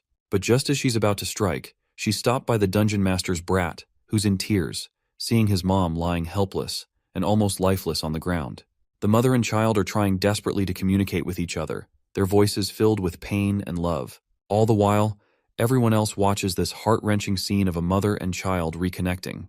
The child bursts into uncontrollable tears, crying out that he doesn't want his mother to die. Eventually, Mama hesitates and gives up, because no one understands the bond between a mother and her children more than she does. But, just as we start to think she's letting them go, Mama suddenly pierces the dungeon master with her poisonous needle, leaving the brat absolutely devastated and bawling his eyes out. The poor thing could do nothing but bang his fists against Mama. Even Chukbok looks unsettled by this heart-wrenching scene, but his father tries to reassure him that there's nothing to worry about because Mommy is trying to help. As reassuring as it is, Gomdal is absolutely right. She was indeed trying to help that unconscious mother. After that injection Mama gave her, the dungeon master wakes up, and the first thing she does is call her son over. The son goes into full tear mode, extending his hands and rushing to hug his mother with all the passion he has. Mama's heart warms up seeing this. She acknowledges that, although this woman is a terrifying monster, she's not so different from herself, just a lady who loves her child, just like anyone else. Her own daughter then calls out to her, and when she turns, Chukbok gives her a passionate hug right away. Now that everyone is safe, the daughter decides to go back home safely. With that, they begin to quietly leave the place, while Chukbok makes sure to wave her last goodbyes to the brat, and the brat reciprocates her gesture accordingly. Later, we see Dayan walking alongside her father. She hesitantly asks why he didn't absorb the dungeon master, to which her father reassures her that he had already drained enough nutrients from others. His eyes are now set on Mama and our little girl. All he needs is to get his body back, and then he'll be complete, no longer depending on absorbing power from others. He then orders her to command all the siblings of the cannibal tribe to bring him the mother and daughter. Later, we find ourselves in the desolate streets, roamed by monsters, and our party is doing their best to navigate through these creatures quietly. Since Hira seems injured, she's actually dripping blood from her body. The monsters roaming the streets quickly catch onto the scent, and they all get absolutely excited. But before things can escalate, they finally make their way into their apartment, and they're all relieved to be back home after that crazy journey. Mama is glad that everyone is fine, but Gomdal points out that Hira is missing in action. While they're all calling out to her, we notice that Hira has already gone unconscious in the apartment's corridor. Later, she opens her eyes, and the first thing she sees is the scared face of Chukbok. The poor girl is just so concerned about Hira. She's so upset that she doesn't realize she's actually causing Hira more pain by pushing her. Hira finally gets up, and wow, her body is absolutely jacked. She doesn't look like a woman at all, except for the fact that she's got some big assets. Right then, we also spot Mama peeking from the door, while Gomdal is glad that Hira has woken up and invites her to the food since it's ready. The noodles look delicious, and the big guy is literally getting teary-eyed while slurping that deliciousness down. He can't remember the last time he had such goodness. Meanwhile, poor Mama just sits quietly, albeit a bit annoyed, probably because everyone can enjoy food but she can't. Before Hira proceeds to eat, she notices that the outfit she's wearing isn't hers. Chukbok quickly responds that they washed her clothes, and this belongs to her mother. Of course, Hira finds the clothes a bit childish. Meanwhile, Gomdal just can't take his eyes off her jacked-up muscles, because he didn't notice them at all under her jacket. And the amount of injuries she has, he can tell she's definitely not an ordinary person. I guess it's not surprising to him anymore why she was able to fight like a seasoned fighter back then. As Chukbok clings to Hira, Hira can't help but notice Chukbok's mutated finger, and her nail has gotten shorter, but she doesn't say anything and continues with her meal. The girl also dashes away from the place to play around, and once she's out of sight, Hira points out that her fingernail has gotten shorter, so she's quite curious to know if they clipped her nail. Gomdal quickly clarifies that it's been like this since yesterday, and they'll figure out what's going on when they get to the village. However, he is sure that the cannibal tribe might be after his wife and daughter on their way to the village, so even if they make it there, he's not sure they'll be safe. That's why he's about to ask Hira for a favor. He basically wants her to come with them to the Hope Village. Of course, he doesn't forget to remind her that she'll be compensated with the best of their abilities. and all they want in return is for her to keep him and Chuckbox safe until they return from the Hope Village. With a big smile, he offers her the next serving since she's already done with the first one. She promptly grabs it, all while agreeing to go with them. But surprisingly enough, she was just messing with him by agreeing since he was expecting her to. She makes it clear that just because she helped them in the dungeon doesn't make them comrades, so they better not flatter themselves. She certainly doesn't care if they get killed or not, she just won't help them. She promises to go with them, but she'll only protect Chuckbox as usual. The rest, they'll have to take care of themselves. Finally, the big guy agrees to take care of himself. His wife quickly objects and asks him how he's going to handle everything alone. The big guy quickly reassures her, saying he has no problem taking care of himself, so she shouldn't worry. Mama then turns her attention to Hira. She is clearly annoyed by the stubbornness this lady is showing. She has no idea why Hira is so obsessed with her daughter, as if Chuckbox is her own.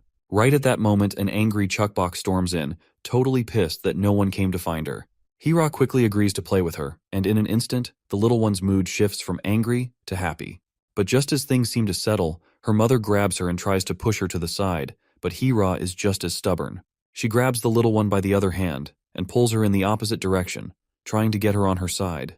The rivalry between the two ladies is clear, but this healthy competition is actually good for Chuckbox because it means there are two women who are determined to protect her at all costs.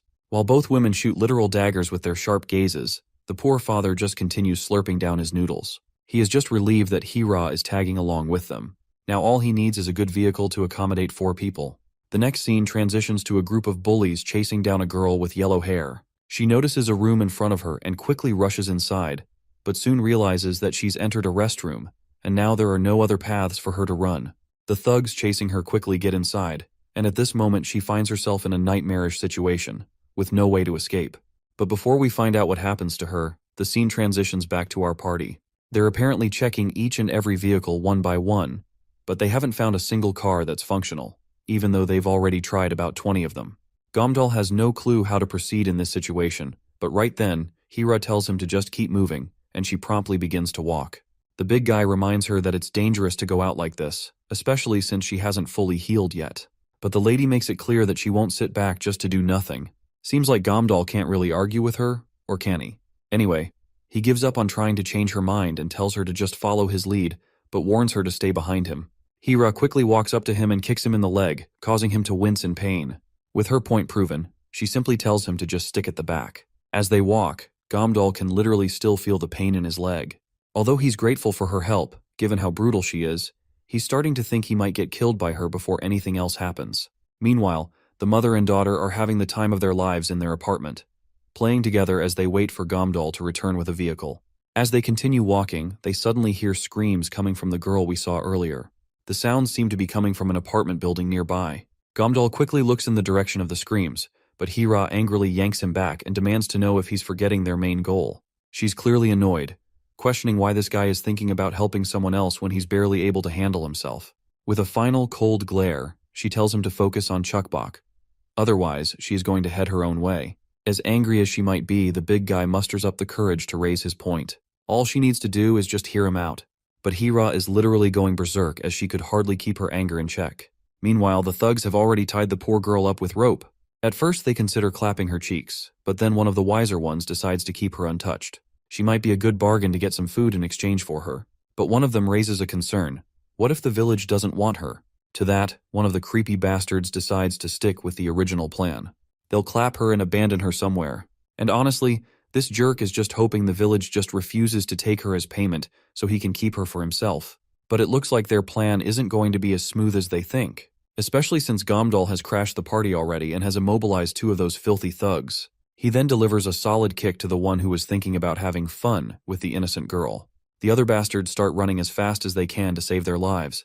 But little do they know, the one running the fastest gets rocked with a punch first, and of course, it's Hira who delivered it. She doesn't shy away when she orders them to cough up all the supplies. But these clowns make the grave mistake of not following her command, and they quickly charge at her, only to get their faces clapped hard. Afterward, the girl quickly expresses her gratitude, almost on the brink of tears. She introduces herself as Yonghee. The big guy reciprocates with the same gesture and introduces himself and Hira as well. He then gets back to business, reminding her that he overheard the conversation and learned she's from Hope Village. The girl agrees right away, and the big guy perks up with happiness, feeling that his decision to rescue her was the right one all along. Now that they've saved someone from the village, it'll be even easier to get Chukbok treated, so they mention they have some business in Hope Village. Younghee gets excited at the thought that they're going to Hope Village, and that strong people like them are always welcome in her village. She goes on to explain that she came out for the first time to promote their village, but she never expected to meet such reliable people. She's sure their principal and instructor will love to have them in the village. The mention of the principal and instructor catches Gamdal off guard, and right at that moment, a creepy bastard tries to attempt a sneak attack. But his effort is rendered futile when Hira reacts in an instant, stopping the upcoming onslaught right away. He seems pissed, like really pissed. He seems to have mistaken our duo for enemies, so he threatens them to hand over Younghee right away. But the guy is quickly humbled when Younghee herself tells him to stop and clarifies that they are her saviors, not enemies. She apologizes for not following him closely behind, which led to this misunderstanding. The big guy's straight and serious face softens into a smile. He's just relieved that she's safe, and that's all that matters to him. He then quickly apologizes to the duo as well. Gamdal is a little bewildered, thinking that this is the same guy who threatened them with that menacing look, but now he's acting all chummy. That's when Gamdal notices something strange. The girl is shaking uncontrollably while she's addressing her instructor. She's all sweaty and trembling like a leaf as she continues to apologize. The creepy guy puts his big hand on her tiny shoulder, and with a creepy smile on his face, he reassures her again, warning her to stay close to him next time. The bastard just keeps squeezing her shoulder, continuing to warn her. At one point, the girl reluctantly says that it's hurting her, but she soon gets relief from the pain when Gamdal steps in and grabs this bastard's filthy hand. Both guys lock eyes, shooting deadly daggers with their sheer intensity. Seeing how this new bastard is acting, it's clear that things are about to escalate quickly. Hira is practically ready with 911 dialed in her mind, prepared to take this creep head on. But we all know violence isn't always the answer, so our big guy decides to play it safe. Instead of escalating the situation, he puts on a big smile, extends his hand for a handshake, and suddenly, the killing intent-filled atmosphere shifts into something that looks like a big bros happy reunion. Gamdal smoothly starts buttering up. He praises Younghee, saying he's heard a lot about Hope Village and was blown away by her passionate speech. He can't even describe in words how fantastic of a job she did promoting the village. Not only that, but she also spoke highly of her amazing instructor. Younghee, knowing full well that Gamdal is exaggerating like crazy, decides to play along. When her instructor turns to her and asks if this is true, she quickly flashes a peace sign and nods, confirming that the big guy is indeed telling the truth. For a moment, this jacked-up shithead gives her a cold glare, but he soon reciprocates Gamdal's smile and promptly introduces himself as Sumin Bayek, an instructor at Hope Village. Now that Gamdal has full control of the conversation, he quickly asks Bayek if it would be possible for his family to visit Hope Village. Bayek is surprised to hear the mention of family, so he promptly inquires if there are others beside him, to which Gamdal quickly clarifies that he has a wife who is right behind him, and a daughter as well. Since his daughter is sick, he wants her to get treated in the village. As soon as Hira hears this bastard calling her his wife, she starts giving him those death glares. Gamdal is pretty darn sure he's as good as dead if he keeps pushing it. Beck, on the other hand, responds that they indeed have a doctor in Hope Village, and he's confident that the doctor can take a look at her. But the problem is that one will have to cough up an entrance fee. Of course, Gamdal has already taken care of that. After all, that payment was the only reason they had to go through that life-or-death situation in the dungeon. Bayek decides to leave as he's eager to deliver this news to the village first. He promises to meet again tomorrow in front of this building. With that, he walks off, and before leaving, Younghee suddenly stops and doesn't forget to pay her respects to Gamdal. Anyhow, this hunt has proven to be quite successful for Gamdal and Hira, as they're one step closer to Chukbok's treatment. He happily turns toward her, but the lady quickly delivers a devastating kick to his leg, causing him to fall and wince in pain. Of course, he instinctively calls her a bitch after taking that painful kick, but she just tells him to consider it a little love from his wife. As they go back and forth, we transition to Instructor Bayek and Younghee walking down a quiet corridor. Bayek hasn't gotten over the fact that Gamdal's grip was so strong. He considers himself one of the strongest people, but after meeting Gamdal in person, he can tell that guy is on a whole other level, and his wife is no weakling either. He's quite impressed with how she turned in a split second and dodged that attack. Bayek grins sinisterly as he thinks about how both are talents that their village needs. He mustn't lose them, and he's pretty sure the village head will be thrilled to meet these two. He is so excited that he can barely wait for the next day to arrive. The next day arrives, and the first thing we see is the annoyed face of Hira, who is frustrated to see that this gorilla hasn't finished packing yet. Meanwhile, the monster mom makes sure to wrap her little girl's finger under the bandages, ensuring it stays covered and isn't exposed. The mother desperately wants to go with them on their journey, but she can't, since she's a monster. She tries to convince her daughter about it, and eventually, she succeeds in getting Chukbok's permission to tag along. But Gamdal quickly objects to this idea, leaving the monster mom feeling sad once again. Even Gamdal feels down seeing her upset. So, he tries to reassure her, promising that they'll be back before she knows it, and all she has to do is wait a little while. His wife asks him to promise that he will come back, and without a second thought the big guy promises right away, giving her a kiss on the head as a bonus. For a moment, the mom feels sad about her situation. If only she were a normal person. She could have gone anywhere with her family. While she is thinking that, both father and daughter say their final goodbyes, and even Hira, usually as stern as a mule, smiles at her.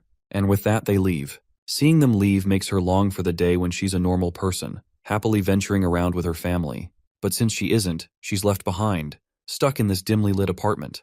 But she acknowledges that she also has her own role to perform, so she acts quickly. We don't know exactly what she's trying to do, but let's hope we'll find out soon. Meanwhile, our trio has finally boarded the van that Instructor Bayak has brought. Gumdal inquires if the doctor is actually skilled, to which Beck quickly vouches for him, claiming that he's called one of the necessary people in their village for a reason. Still, Gumdal isn't entirely sure how things will turn out, but he's hoping it will work out well for his little one.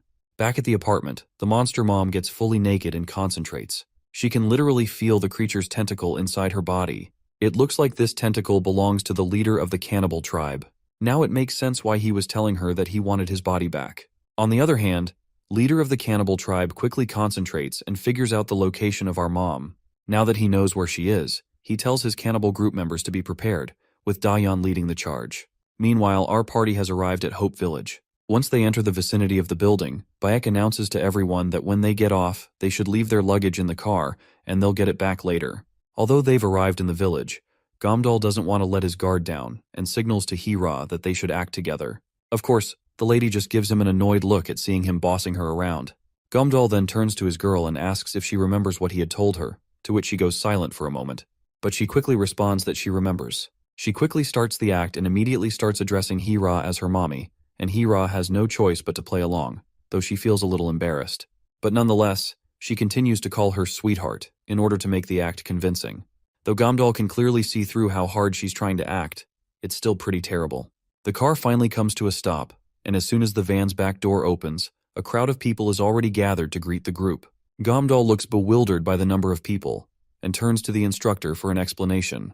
The instructor reassures him that this is just a tradition in the village, as the locals are naturally curious about visitors. There's nothing to worry about since the crowd is completely harmless. Even with this reassurance, Gamdal still feels uneasy, while Hira looks visibly annoyed. The head of the village steps forward to greet the group.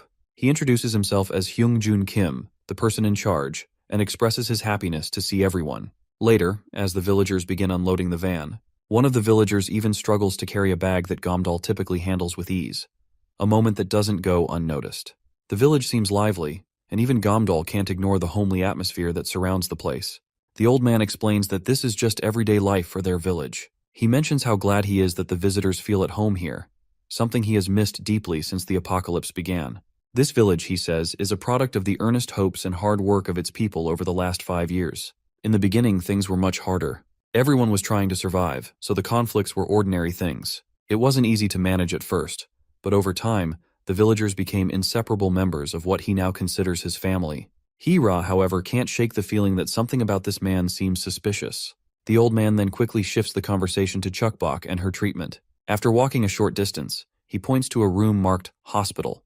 The old man admits that it looks a bit shabby from the outside, but assures them that the doctor inside is nothing short of a magician.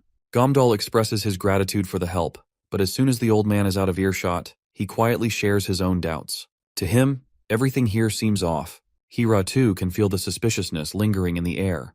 The first thing that stands out is the lack of security. The entrance is completely unguarded, and there are no lights to keep the monsters away at night. Moreover, no one in the village appears to be armed. It's a place with virtually no defenses, which only makes it all the more suspicious. For now, Hira decides to focus on Chukbok's treatment, so they promptly enter this dark place, which is supposed to be a hospital. As they descend, the path grows darker with every step until they find themselves in a pitch-black ward. It's hard to believe someone thought it was a good idea to build a hospital in the basement. While walking around, Chukbok suddenly stumbles over something on the floor and tumbles forward. As she withers in pain, she notices that what she tripped over isn't just some random object. Her eyes catch a faint red glow, and in that instant, her survival instincts kick in. Her bandaged index finger begins to throb, and her nail rapidly elongates into a sharp weapon. Acting on pure instinct, she lashes out and pinches this hospital ghost with her sharp nail. Before we can figure out who this ghost under the blanket is, the scene cuts away to a conversation happening outside. Apparently, Instructor Bayek is discussing our trio with the old man. It's revealed that the old man is putting them through a test, a prerequisite for participating in something called the Food Day event. Bake expresses concern, wondering what would happen if the group refuses to take part, even if they pass the test. The old man calmly states that if that happens, they can simply get rid of them and use their skin, which would suffice. He also instructs Bayek to be particularly kind to the child accompanying the couple.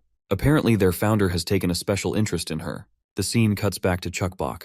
Her scream catches the attention of Gamdal and Hira as well. The poor girl's hand is grabbed by the creepy sucker under the blanket, and he questions the little one, asking what in the hell she's doing. Right at that moment, Hira grabs the blanket sucker and pins him to the ground.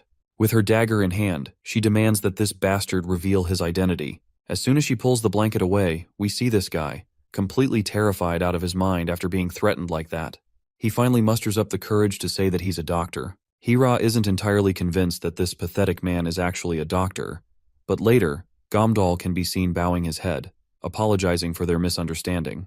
However, the doctor doesn't seem to know how to calm down and keeps berating the group for their negligence. Seeing how ridiculous this man looks, sleeping with a childish pillow by his side, Gamdal definitely wasn't expecting to encounter someone like him. The doctor, on the other hand, is pissed that they attacked him like this and messed up his pillow, so he demands that Hira and the little one apologize. Of course, we can tell that both ladies are pretty reluctant to comply with what this bastard is saying, but this piece of shit just gives them a contemptuous look, and while Hira isn't in a position to fight back, she swallows her pride and apologizes, albeit reluctantly. Naturally, the forced apologies from the girls don't seem to satisfy the doctor, and he tells them to leave immediately. As he continues to shoo them out, his attention suddenly shifts to Chukbok's finger. Something about it catches his interest, and he gets intrigued right away. A little later, he's seen carefully inspecting her finger. After a thorough examination, he finally admits that he has no idea what's going on with her. This, of course, infuriates Hira, and she grabs the guy by his coat, ready to slam him to the ground. Her sheer anger is enough to intimidate the doctor, and he quickly explains himself. He says that her symptoms are exceptionally rare, often appearing in people who are bitten by monsters, or when monster blood gets into an open wound. However, he points out that she has no bite marks or visible scars on her body, and he's never encountered anything like this before. Fortunately, there's nothing wrong with her body right now, but the doctor can't say it will stay that way in the future. But for now, they'll just have to see how things go while they stay in the village. Gamdal then requests that the doctor keep his daughter's condition a secret from others. Normally, the doctor wouldn't keep something like this quiet, but since he's also interested in the condition, he agrees to keep it to himself. The little one places her tiny hand over her father's massive hand and asks him if he's worried because of her, or if the condition is really that bad. Her father reassures her, then decides to step outside for a bit to get some air and have some fun. While she plays around in the sand, the two of them just sit there. The big guy has no idea what to do in this situation since they haven't found any leads about her condition. They've been through so much just to get here, so he's not sure if telling the monster mama this bad news is a good idea. Just as the big guy continues to sink into despair, Hira stands up and tells him to stay beside his daughter. She reminds him that even if they're in the worst possible situation and there's no way out, he has to support his child so she doesn't fall. That's what parents are supposed to do for their children. This finally triggers something inside the big guy, and he quickly slaps himself in the face to snap out of it.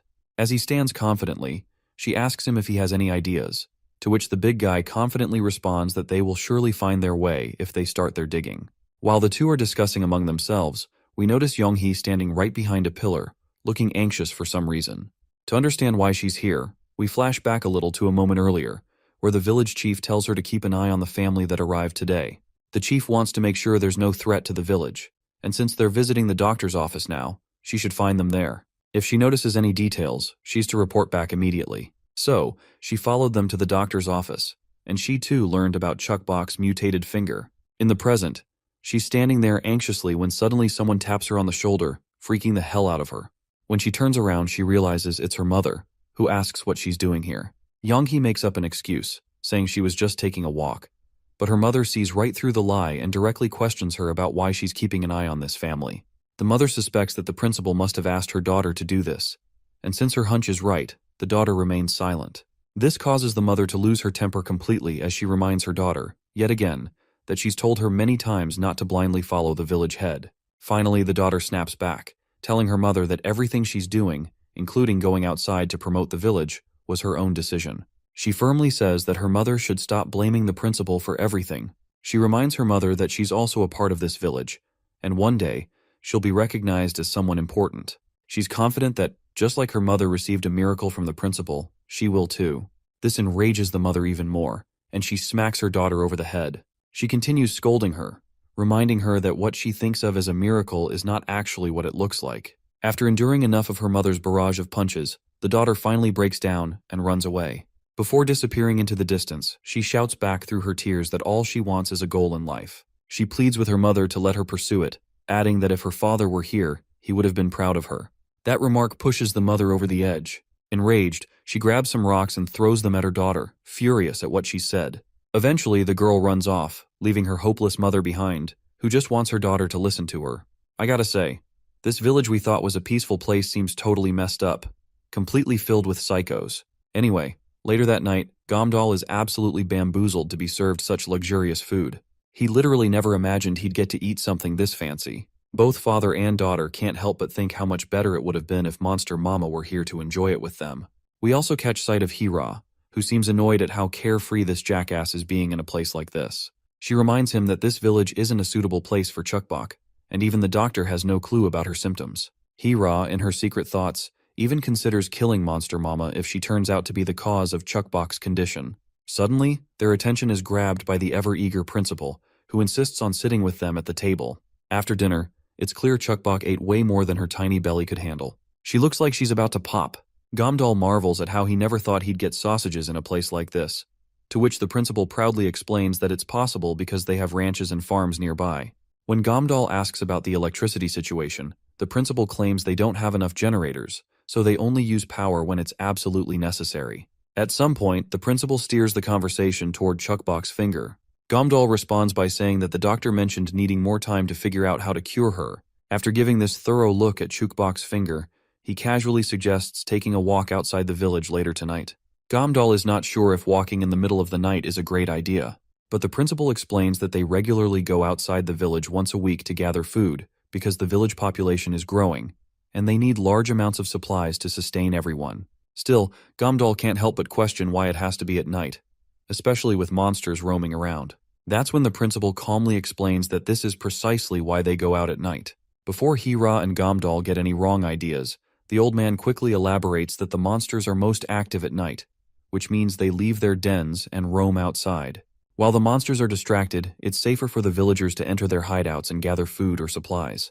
Hira isn't sure if she should laugh at the old man's joke. She looks at him suspiciously and asks how the hell he plans to get through all those monsters outside without getting killed. This time, she demands honest answers because she's had enough of this nonsense. The big guy quickly tries to apologize to the old man, explaining that she's a bit sensitive.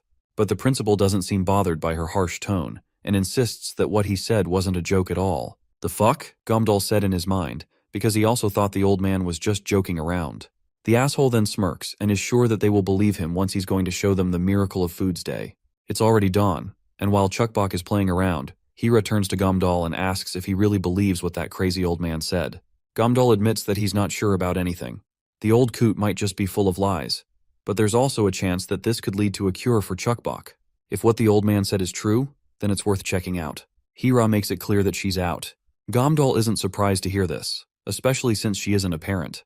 Well, Hira admits as much, claiming that's not something non-parents can truly understand. Still, she wishes him good luck and says she'll be waiting for good news. The big guy doesn't quite understand what her deal is, but he makes it clear that he'll do whatever it takes for Chukbok. When night finally falls, Gamdal finds himself already starting to regret his ridiculous decision. Why the hell didn't I listen to Hira? Is all that's going through his head as he stands there. In front of him is the creepy old principal, who suddenly bursts into laughter.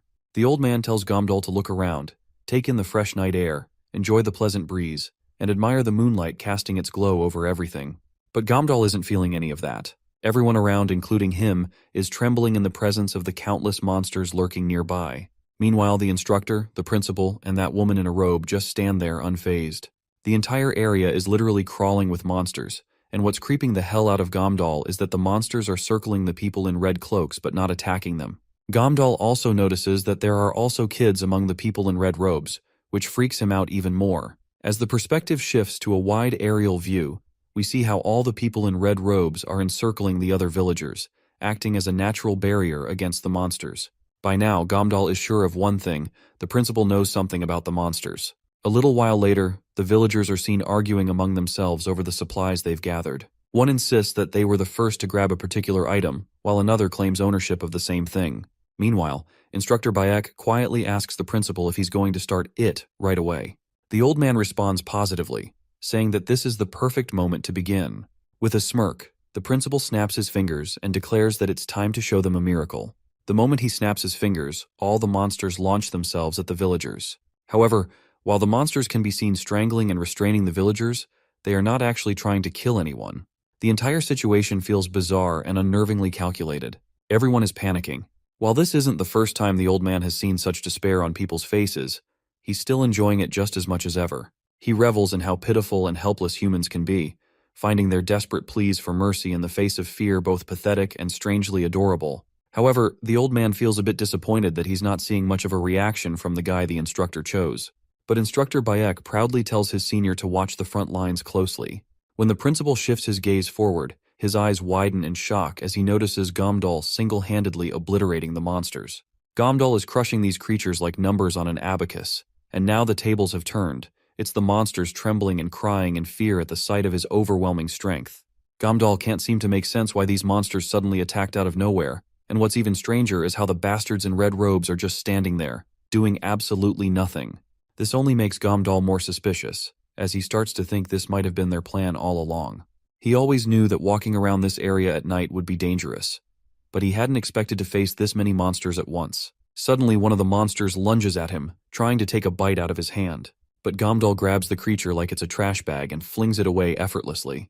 But soon more monsters lunge at Gamdal from behind. Reacting instantly, he twirls around with supersonic speed and delivers a devastating blow to each of their heads, leaving the eager bunch sprawled on the ground. Seeing this powerhouse of a man in action, the principal doesn't know how to react. He hasn't encountered someone this intriguing in a long time, but now that he is seeing this, he finally understands why Instructor Bayek holds Gamdal in such high regard. Gamdal is literally pushing away the monsters with nothing but his backpack, a feat far beyond what anyone could expect from a mere human. However, as strong as Gamdal may be, he's still human. Eventually, the overwhelming number of monsters starts to take its toll, and it looks like defeat is inevitable. Just as the monsters are about to rip him apart, the old man decides it's time to stop this madness. But before he can intervene, he's stunned by what happens next. All the monsters swarming around our Gigachad are obliterated in an instant. Gamdal is carrying a flashlight in one hand and an axe in the other. He's literally obliterating the hell out of these monsters. Though he manages to push them back for a moment, he's swarmed again. The injured monsters return to attack him because he missed their vital points. There's no way out of this if he can't stop them from healing. He's sure there must be a way out, and all he needs to do is focus. As he does, his mind flashes back to the conversation he had with Hira, where she tried to warn him about following that old coot. Now he feels like an idiot for not listening to her. He wishes only he had powers like Chukbok's mother. He'd also love to be as skilled as Hira, as he needs all the strength he can muster just to protect his daughter. But sadly, he knows that this is simply not going to happen in reality. As the monsters keep closing in, the creepy figures under their red hoods just watch from the sidelines. Now that Gamdal feels completely screwed, he decides to take the creepy old bastard with him as well. He summons all his strength in an attempt to outrun and overpower the monsters, but the sheer number of them eventually pins him to the ground. As he faces what seems like certain death, his mind flashes back once again to the promise he made to Monster Mama, that no matter what happened, he would be there for her and her child. But in return, he wanted to become her husband. At that moment, Monster Mama agreed to become his wife. But now, as he lies helpless, he feels disappointed that he can't keep his promise to protect them anymore. Surprisingly though, the old man begins clapping, and suddenly, all the monsters withdraw. They retreat as quickly as they came, leaving Gamdal and the villagers alive. Although they are all safe, the terror they experienced has left a permanent mark on their minds. The principal, on the other hand, claims that this is the miracle that exists in their Hope Village. Because of this miracle, everyone is safe and sound. Now that they think about it, they realize that they are indeed unscathed, not a single bite on their bodies. The old man continues with his speech, telling the villagers how they can have a fulfilling life free from monsters and a hopeful future instead of living in constant fear. He promises that everything they've dreamed of is possible in Hope Village, and that he will ensure their future is even better. All they need to do is trust him. Not surprisingly, all of the newly recruited villagers are in tears, willingly placing their faith in the old man's hands. They are ready to give everything for the village. Meanwhile, Gomdal finally understands the scheme the old bastard is running. He realizes that the man has used fear to manipulate the villagers into trusting him.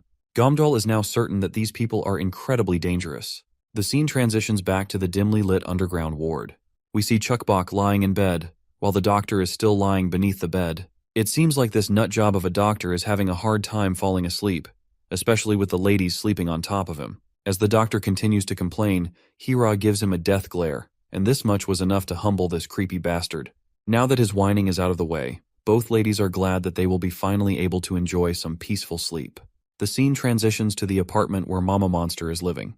It's already night, and Mama Monster is certain the cannibal tribe will eventually come after her. She also knows they might be using the tentacle planted inside her to track her location. She reflects on how that yellow-eyed bastard was demanding she return his body. Not only does she not remember anything that happened that day, but she also has no recollection of her past life. Just as she's lost in thought, a creepy monster suddenly crashes inside her apartment. But Mama jumps out of the way and retaliates back with a deadly slash. Seeing this creepy, hairy monster, Mama is sure that she has seen this one before in that dungeon. But she has no clue how this monster knew about her location, or why she was not even able to detect this monster. Mama's confusion only grows when she hears the monster speak. The first thing the creature says is that it already knew Mama's exact location. Also, the monster seems offended that Mama only remembers her as a hairy monster. The creature claims that she had always wanted to face off with Mama one-on-one. But Mama isn't having any of it, and in an instant, she grabs the monster by the throat and slams her to the ground. The fact that this monster just read her thoughts is driving Mama crazy, and it only gets worse when the monster admits that she indeed read her thoughts. Mama quickly demands to know if the creature is from the cannibal tribe, or if she's working with others. But this hairy monster doesn't answer. Instead, she falls silent and attempts to retaliate. With no choice but to protect herself, Mama gets off the monster, and the hairy sucker bolts out of the place. But Mama quickly retaliates with her needles again. Unfortunately, her poisonous needles fail to have any real effect. The hairy monster smugly claims to know everything about Mama, while Mama is left clueless about who, or what, this creature really is. Then, the monster shifts the conversation, casually bringing up how Mama has a charming husband and an adorable daughter. She even mentions that Mama's family went to the village with the axe woman. And as if that wasn't enough, the hairy monster also knows that the cannibal tribe is after Mama too. Mama has no idea what the hairy monster is getting at with all this. And if she isn't part of the cannibal tribe, then who is she? The hairy woman quickly starts to transform a little, and all those hairs around her body begin to wrap themselves tighter. After her brief transformation, she launches herself at Mama. Mama is left stunned, realizing that this monster looks almost identical to her. But before we see these two Eren Yeager dueling it out, we flash back to Mama's memories. She explains how she always felt like someone was watching her, but when she looked around to check, she found nothing. At first, she thought she was just being paranoid because she was tired, but it turns out she was wrong. There was a time when she constantly felt an icy cold stare on her, and now it seems like she's finally getting some answers about those mysterious looks she's always felt. The monster flings Mama out of the apartments, but Mama quickly kicks this bastard lady and throws her crashing down on the ground while she herself just lands back on the ground, safe and sound. She is sure that since it fell from above it probably died, but she soon finds herself proven wrong when this hybrid version of Venom stands back unscathed. It looks like Mama is already out of tricks. She's tried using her paralyzing poison and even attempted cutting off the monster's arm, but nothing seems to work against this strange anomaly. Still, Mama refuses to give up. She's sure there must be a way to overpower this hairy sucker. But the monster, who seems to be hearing all of Mama's thoughts, smugly reminds her that she's already done everything she could. According to the creature, there's no way Mama can defeat her. What's worse, the monster claims she can feel every emotion Mama experiences. And as fear begins to creep into Mama's mind, the creepy sucker feels it too. Eventually, Mama bolts out of the place as fast as she can. She knows she has to escape because deep in her bones, she can feel how dangerous this monster is. But it seems Mama never stood a chance. Before she can make it far, the creepy bastard pierces her from behind. The monster tells her that she can't possibly deny her existence any longer, so she better face the truth. The monster keeps piercing poor Mama, relentlessly continuing the attack. Blood splatters as the creature's strikes tear through her, and eventually, Mama exhausts herself from all the blood loss and torn limbs. This photocopy of Mama is furious that the real Mama isn't paying attention to her. All she wants is to be accepted. Meanwhile, Mama can feel her life slipping away. Pleasant memories flash across her mind as she nears death.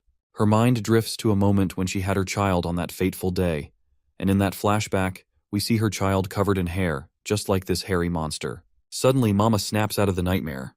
Her body is slick with sweat, but before she can catch her breath or make sense of her jumbled thoughts, she notices the cannibal tribe already looming over her. After taking Mama outside, Dayan takes it upon herself to punch Mama as hard as she can across the face. But it's stupid Dayan who ends up with a nasty cut on her hand from the sharp fangs in Mama's mouth.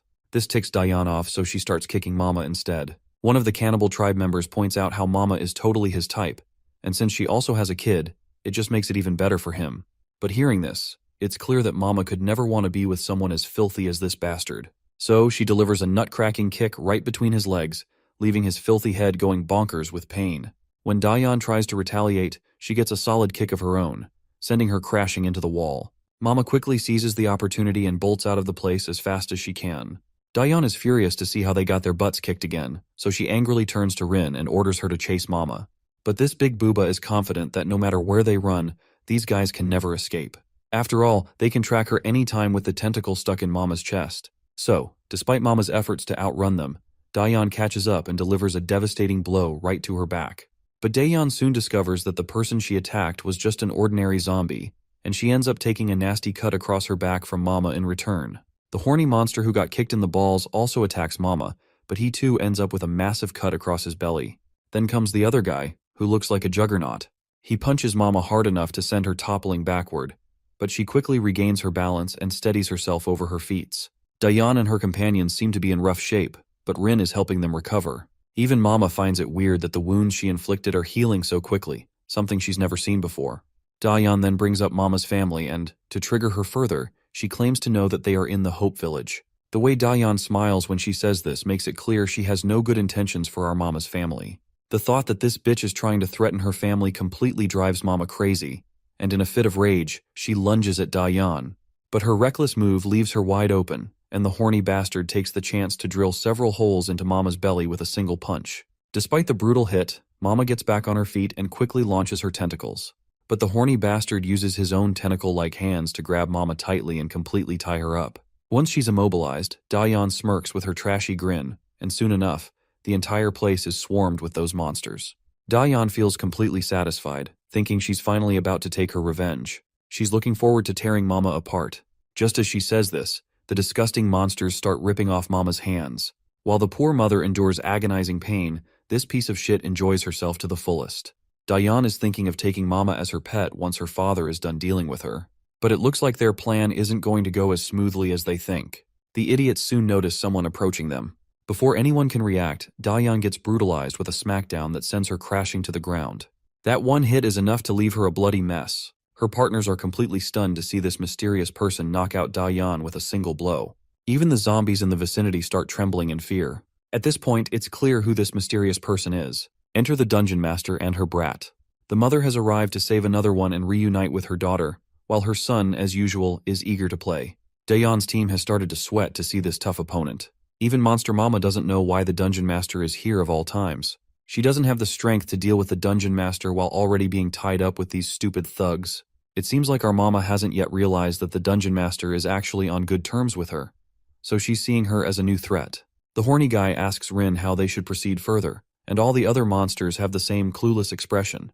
But Rin gathers her guts and tells everyone not to panic. They're not here to fight the dungeon master. All they need is Mama, who has a part of their father's body. She commands them to capture her for the sake of their father. At Rin's single command, all the monsters lunge at Mama. Meanwhile, the brat tells his mother that he's itching to play. His mother acknowledges this and uses her massive hands to take down all the monsters rushing toward Mama. The hands are absolutely destroying all the zombies in the vicinity, except for Mama. Rin's face glistens with sweat as she realizes that the dungeon master only seems to be attacking her family members. Even Mama has no clue what's happening, but she soon figures it out when she notices the dungeon master smiling back at her. The cannibal tribe members prepare themselves to confront the threat before them. Rin quickly commands them to attack, but most of the ordinary monsters are just cowering in fear and start running away when they see those giant hands coming toward them. Meanwhile, the core members of the cannibal group are charging at their enemy with full force. but the horny one gets his head cleanly cut off with a single slash from Mama's hand. The Juggernaut completely loses it when he sees his friend drop dead. He goes all out, slamming his giant hand down as fast as he can. The ground beneath shatters, but Mama has already disappeared from the scene before the hit can touch her. The Juggernaut frantically looks around, trying to spot her. He doesn't want to attack randomly, knowing his own family members might get caught in the crossfire. But little does this giant idiot know, Mama is standing right behind him. He doesn't even notice until it's too late. The poisonous attack Mama gave him causes his flesh to melt, and before he can do anything worthwhile, Mama is ready to pierce this bastard's head with her needle. A while later, Dayan wakes up, and as she opens her eyes in her dazed state, she notices both Mamas standing right over her. Terror grips her when she realizes that her entire family has been turned into minced meat, including the core members of the cannibal group. She is terrified while Monster Mama looms menacingly in front of her, demanding she reveal everything she knows. In her panic, Dayan quickly spills all the juicy details. She starts by revealing that Hope Village is their second hideout and confirms she saw Mama's family there. The scene then quickly transitions to Hope Village, where all the new villagers have returned after completing the test they went through. Because of this test, everyone has started putting a lot of faith in the principal. Meanwhile, Gamdal is still struggling to get over the fact that the monsters controlled by the principal had the ability to talk. But sadly, he knows that even if he tells all this to Hira, there's not much they can do. Just then, a mysterious lady gestures toward him and tells him she's looking forward to meeting him at the hospital. A while later, she indeed appears at the hospital, where it looks like Hira is already ready to talk with this lady. Once she sits down, she introduces herself as Yangju Li, the mother of Yanghe. She claims she has heard a lot about Gamdal from her daughter. The first thing Gamdal notices is that this lady doesn't have a right arm, so she's using her left one to greet them. But instead of reciprocating the handshake, Hira just clicks her tongue, making the atmosphere even more awkward. Anyway, Yangju Li starts the conversation by asking Gamdal about his thoughts on the miracle of Food Day. She wants to know if he liked the miracle. Gamdal has no idea what she's asking with such a weird question, but he certainly doesn't want to believe in any miracle. Surprisingly, the woman is glad he doesn't believe in that crappy miracle bullshit. She was actually a bit worried that he might get fascinated by that old coot who calls himself the principal, so she's relieved to meet someone with similar views. Gamdal then tells her to just reveal everything she knows about this and what the principal is actually doing, to which she responds that he uses his innocent smile to trap people, either feeding them to monsters or transforming them into monsters. She explains that he's basically a bloody old man who created the cannibal tribe. The mention of the cannibal tribe shocks Gamdal, and even Hira isn't thrilled to hear that name. Gamdal asks for confirmation, wondering if this place is actually run by the cannibal tribe. Yangju calmly agrees, explaining that while the village might seem like an ordinary place, it's really more like a monster factory. Hira's suspicions only grow after hearing this. It feels strange to her that Yangju would be sharing such classified secrets with people she's only just met today. She demands the full truth, and Yangju is willing to share everything she knows. Hira then declares that she is leaving tomorrow. This catches the big guy off guard, because they have not done anything about Chukbok's treatment. Hira reminds Gamdal that they can't stay here, especially since they're already in trouble before even starting the treatment. She tells him that when they leave, they can take the doctor with them as a valuable hostage, and she plans to steal some supplies for the treatment from the village as well. Not to mention, Hira is also itching to kill this woman on the spot. The poor lady gulps nervously, feeling the intense glares coming from Hira. Gamdal tries to snap Hira out of her anger, but the doctor, who had been the victim of Hira's killing intent, warns everyone to watch their language, even when this brute lady is sleeping. He then reminds them that while this place is fully equipped with everything they could imagine, he still finds it difficult to cure Chukbok. He's unsure if taking the little girl back home would help her treatment. Yangju agrees with this, explaining that if Hira acts too rashly, Chukbok won't receive proper treatment in time, and her condition will worsen. Eventually, Chukbok could turn into a lovely little monster. While the idea of being a cute monster doesn't seem all that bad to all of us, it's definitely not something Hira would accept. In a burst of anger, she grabs Yanghe by the throat. Both men try to talk some sense into Hira, but she's dead set on finding out how Yangju learned about Chukbok's illness, since only the doctor knew about it.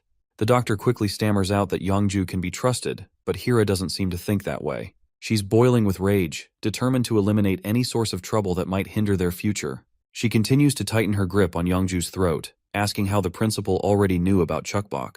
The poor lady manages to respond, saying that the principal is a dangerous man, and he's after Chukbok. Even if they leave this place, he will send monsters after them. Despite her words, Hira's grip only tightens further. In desperation, Yangju finally screams at the top of her lungs, promising to give Hira anything she wants: treatment, food, Anything. In exchange for one thing, she wants Hira to kill the old man in order to save her own daughter. The two men fall silent as they watch this desperate mother, and even Hira grows quiet. Slowly, her rage begins to subside, and she finally releases her massive grip from the lady's throat. Hira agrees to the demands of Yongju, but in return, she wants her to keep her word as well. She extends her hand as a gesture of goodwill and supports her to stand up. Meanwhile, Chukbok has been awake this entire time, quietly listening to everything the adults were talking about. Later, we see Yongju with the doctor. Her neck is still sore, and Yongju just can't get enough even after complaining about it so much. But the doctor comments that she got lucky, only suffering from a sore neck. The doctor then asks her if what she did was the right decision. He reminds her that they're up against the cannibal tribe, which is a huge risk, and asks if she's sure she won't regret her decision later. Not to mention, the doctor has no clue about how they're going to cure Chukbok when they don't even know the cause of her symptoms. But it seems Yongju isn't bothered by it. She's confident that the doctor is smart enough to figure something out, and as for regrets, she has none. She is determined to make this decision for her daughter's future. She is sure that her father would have done the same for her, and this is also her chance to redeem herself. To understand what happened to this woman in the past, we flash back 3 years ago. Through the desolate roads, she and her family walked together, risking their lives to collect food and avoid monsters along the way. They were on their way to the village her husband had mentioned, called Hope Village. As they walked, Young-hee, the young girl, started starving, but her father reassured her to hang on a little longer, saying they were almost there. He pointed to her mother, who was doing her best to stay strong despite the harsh conditions. As much as Yongju wanted to sacrifice herself to save supplies for her daughter, they finally made it to Hope Village. It was all thanks to her husband, Min Soo-go, whose optimism had given her enough courage to survive until they arrived. When the gates of the Hope Village opened, the first person they met was the principal. With a big smile on his face, he warmly welcomed them into the village, and everyone, including the principal, seemed cheerful and happy to see the newcomers. It felt like a dream to Yongju. Unlike the living hell they had endured outside, the village was full of happiness and warmth, just like before the apocalypse. Mama quickly brushed aside her concerns and felt immense relief. She was glad they had made it, and for the first time in a long while, she allowed herself to feel hope. That day, she cried uncontrollably. To think that her family had returned to a happy everyday life after settling in Hope Village was something that seemed too good to be true. Young-hee, who had been weak, grew up healthy and strong enough to play with her friends. Her husband became the voice of the village, helping it thrive. Thanks to her family and the villagers, she had healed as well and took on the responsibility of caring for the newcomers to the village. When the doctor arrived at the village for the first time, he was quite fascinated by this place, as well as a little dubious. Whenever he saw her husband cuddling with her, he felt an inexplicable irritation, though he couldn't quite understand why. The pivotal moment that changed Yongju's mind was the miracle that the principal showed them. At first, the principal's unusual tests seemed like the only way to ensure her family's safety, and she believed that the village was their sanctuary. The warm, thriving community provided a sense of security, and for a time, it felt like a haven from the horrors outside. But everything changed when her husband returned one day, his face pale and full of worry. He urgently told her that the village was far more dangerous than she realized. He claimed to have seen the monsters and discovered the dead bodies of villagers who had left the village, hidden away in the basement. He begged her to pack their things and leave immediately, warning her that if they didn't, they could be the next to end up as monsters or in the basement. However, Yongju was steadfast in her refusal to leave. She reminded him that even if they managed to escape, the outside world was no better. Death and danger awaited them there. She couldn't risk her daughter's life again by taking her out into the harsh, uncertain world. If they were going to face hell, then it would be here in the village, and she was determined to protect her family within its walls, no matter the cost. She told him to stay put while she would handle everything herself. She was confident that her husband was simply overthinking, so she decided to confront the principal herself and reveal everything her husband had told her. The principal listened calmly, and to her relief, he reassured her that everything would be fine. He even praised her for her honesty, claiming that trust was the foundation of the village's strength. For a moment, she felt reassured, believing the principal's words were genuine. However, that fleeting relief turned into unimaginable terror. She found her husband dead, brutally mutilated, and her own hand severed, all of it happening in front of her eyes. She couldn't comprehend how things had spiraled so terribly out of control. Was it because her husband had gone into the basement without hesitation? Or was it because she had ignored the warning signs and placed her trust in the wrong person? Then, the principal began to speak, recounting the peculiar habits of cuckoo birds. He explained how cuckoos lay their eggs in the nests of other birds, leaving the unsuspecting mother bird to raise cuckoo's young. When the cuckoo hatches, it pushes the mother bird's own eggs out of the nest ensuring that all the attention and care is focused on the cuckoo chick alone. The poor mother bird raises the cuckoo with love. Even when the cuckoo matures, it remains selfishly dependent on its adoptive parent until it finally abandons the nest, leaving nothing behind but devastation. This was one of the reasons the principal disliked cuckoo birds. He reminded her that he had raised her with all his faith because he believed they were family. But once someone dared to act like a cuckoo bird, it infuriated him beyond belief. He went absolutely bonkers because he simply couldn't entertain the fact that the rats who had betrayed their faith no longer belonged in his village. That day had been a total devastation for the poor mother, and her tears flowed involuntarily like this. She began apologizing, promising that it wouldn't happen again. She claimed it was all her fault that she couldn't convince her husband, so she would do anything the principal wanted of her, whether as his servant or slave. So please, she begged him to save her husband. That was when Instructor Bayek stepped up and kicked her hard across the face. He was pissed that how could she ask for their trust when she had betrayed them once already. He wouldn't tolerate any ungrateful rats living in their sanctuary. The old man told Beck to simmer down, and since she had at least been honest and confessed everything her husband had told her, he decided to give her another chance. But it would be the last chance. He threw her a knife and demanded that she kill that cuckoo bird. Then he would recognize her as a member of his family again. But of course, the lady couldn't bear to kill her own husband, so she refused to comply.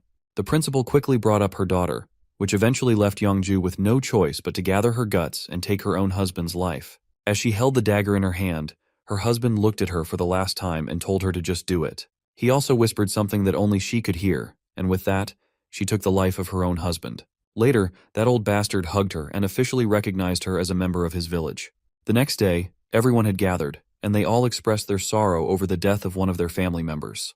The old man spun his lies and told the villagers that the dead man had bravely fought against the monsters but had eventually lost his life, while his wife had lost her arm. But thanks to their sacrifice, everyone would be safe in the village. With fake tears in his eyes, he expressed his great sorrow and remorse that one of their family members had to die like this. As expected, all of the people started showing the principal their support, saying it wasn't entirely his fault. That bastard of an old man was truly one of a kind, swaying everyone's mind and winning their trust and sympathy. Beck, the bastard who treated her husband like an insect, was offering his condolences with flowers, but the most disgusting person in that crowd was her. She was the one who had staged this entire show. Just the memories of the time when she killed her husband made her want to puke her guts out. Her greed had basically killed her husband, and she couldn't even bring herself to kill herself because of the guilt. Her daughter Yonghee had been relying on the principal since her father's death, and she would rather die than forgive herself for what happened. However, she had work to do. If this continued, they would take advantage of her daughter as well, and she would live a miserable life, worse than her husband Min-soo's. At this moment, she made up her mind. It didn't matter how much time it took. She would kill them all to keep Yonghee safe and avenge Min-soo. No matter what the cost, she would do it. The flashback finally ends, and we find ourselves in the hospital. It's the 28th experiment the doctor has conducted, and he has finally discovered that Chukbok differs significantly from the other monsters. In the second experiment, he gave a lab rat a blood sample from her mutated finger, and it only took 35 seconds for the rat to mutate. On the contrary, he also tried injecting another rat with blood from a different part of her body, but nothing happened. He also conducted a few additional tests using various methods, but he couldn't determine the cause of her mutation. However, he had figured out one thing. He discovered a kind of membrane at the end of the mutated part that seemed to stop the virus from spreading to other body parts of hers, and he needed more time to investigate further. Chukbok seems to have a gene that can stop the infection, or is immune to it. Suddenly, Chukbok sneezes, which scares the hell out of the doctor, who had been in deep concentration. The sweet girl has her snot dangling out of her nose, and this time she's broken her previous record by having the longest snot. The doctor feels creeped out and offers her a tissue to wipe that stuff off her face. The girl then asks the doctor if she is going to become a monster because she overheard him last night. Well, it seems like the doctor has no clue how to comfort her, so he tries his best.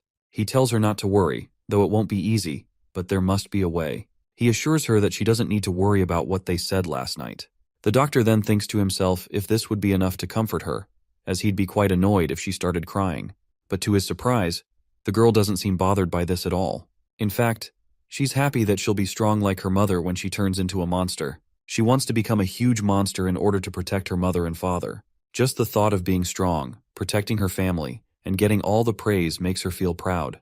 Although she's idolizing herself as some kind of superhero in her imagination, in the doctor's imagination, all he could see was a mindless Chukbok, unconsciously thinking about her mommy and daddy and offering them food with her tiny, monstrous hands. Suddenly, the gate of the ward creaks open, and in comes Youngju.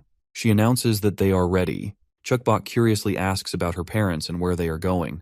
Youngju just pats the little one on the head and tells her that they will be back soon. She asks if Chukbok wants to play a game with her. A hostage game, actually. The scene transitions to outside, where we see Younghee with one of her friends. Her friend inquires if she knows where the principal is right now, to which Younghee points toward the basement, claiming that he's probably in the newcomers area down there. As we enter the basement, we see the principal and Bayek, followed by our duo. The old man is buttering them up, glad that they decided to stay in the village. Gamdol returns the flattery with an equally grateful tone. Gamdol then questions this place, stating that he had no idea a space like this existed in the basement. The old man explains that this is a shelter they use when something dangerous happens. The old man then asks the big guy if Youngju came to the hospital to meet him on the first day, to which the big guy agrees right away.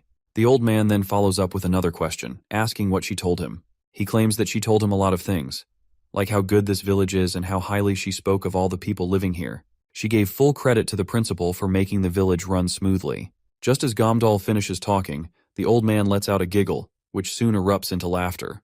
When Hira asks this creepy man why he's laughing, Beck responds that the story Gamdal has come up with is quite entertaining.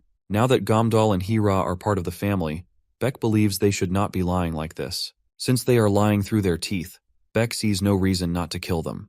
The old man would love to keep our duo in the village, as they've proven to be a great resource for this place. But as much as he hates to admit it, he has also realized that they are a threat to the village. Since they are not part of this place, Hira asks if they can leave now. The old man quickly responds that she doesn't have to leave because there is another way she can become part of their family. If they become his true family, he promises to let them meet their daughter. The scene transitions outside the village, where all of the people are going absolutely nuts, panicking. We see Youngju commanding the other red-robed men, forcefully restraining everyone. Her demands are simple.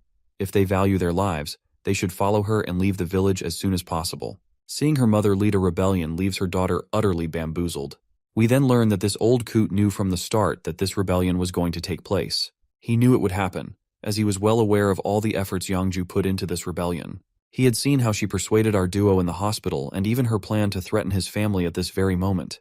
However, he did not intervene in her plans because this was an opportunity for him as well. He could find all the cuckoo birds who betrayed him, and he plans to remove them all together. Some useful ones can become his new family, and the rest can be fed to the monsters. He can't wait to see the devastation and hopelessness on her face when she figures out that all her efforts were for nothing. Meanwhile, our poor guy's facing up against this disgusting monster who literally has multiple tongues which are making our duo to avoid its attack. Although Gamdal is carrying a weapon Youngju gave them, the monster in front of them is enormous, and this weapon won't be enough to take it down, so they better retreat for the moment. He quickly tells Hira to step back, but this lady is as stubborn as a mule. Instead, she charges forward, cutting her way through the slimy tongues trying their best to grab her. Once she's done slicing through all the tongues, she proceeds to take the head of this disgusting monster. The monster notices Hira coming from behind, but it happened to be just her scarf.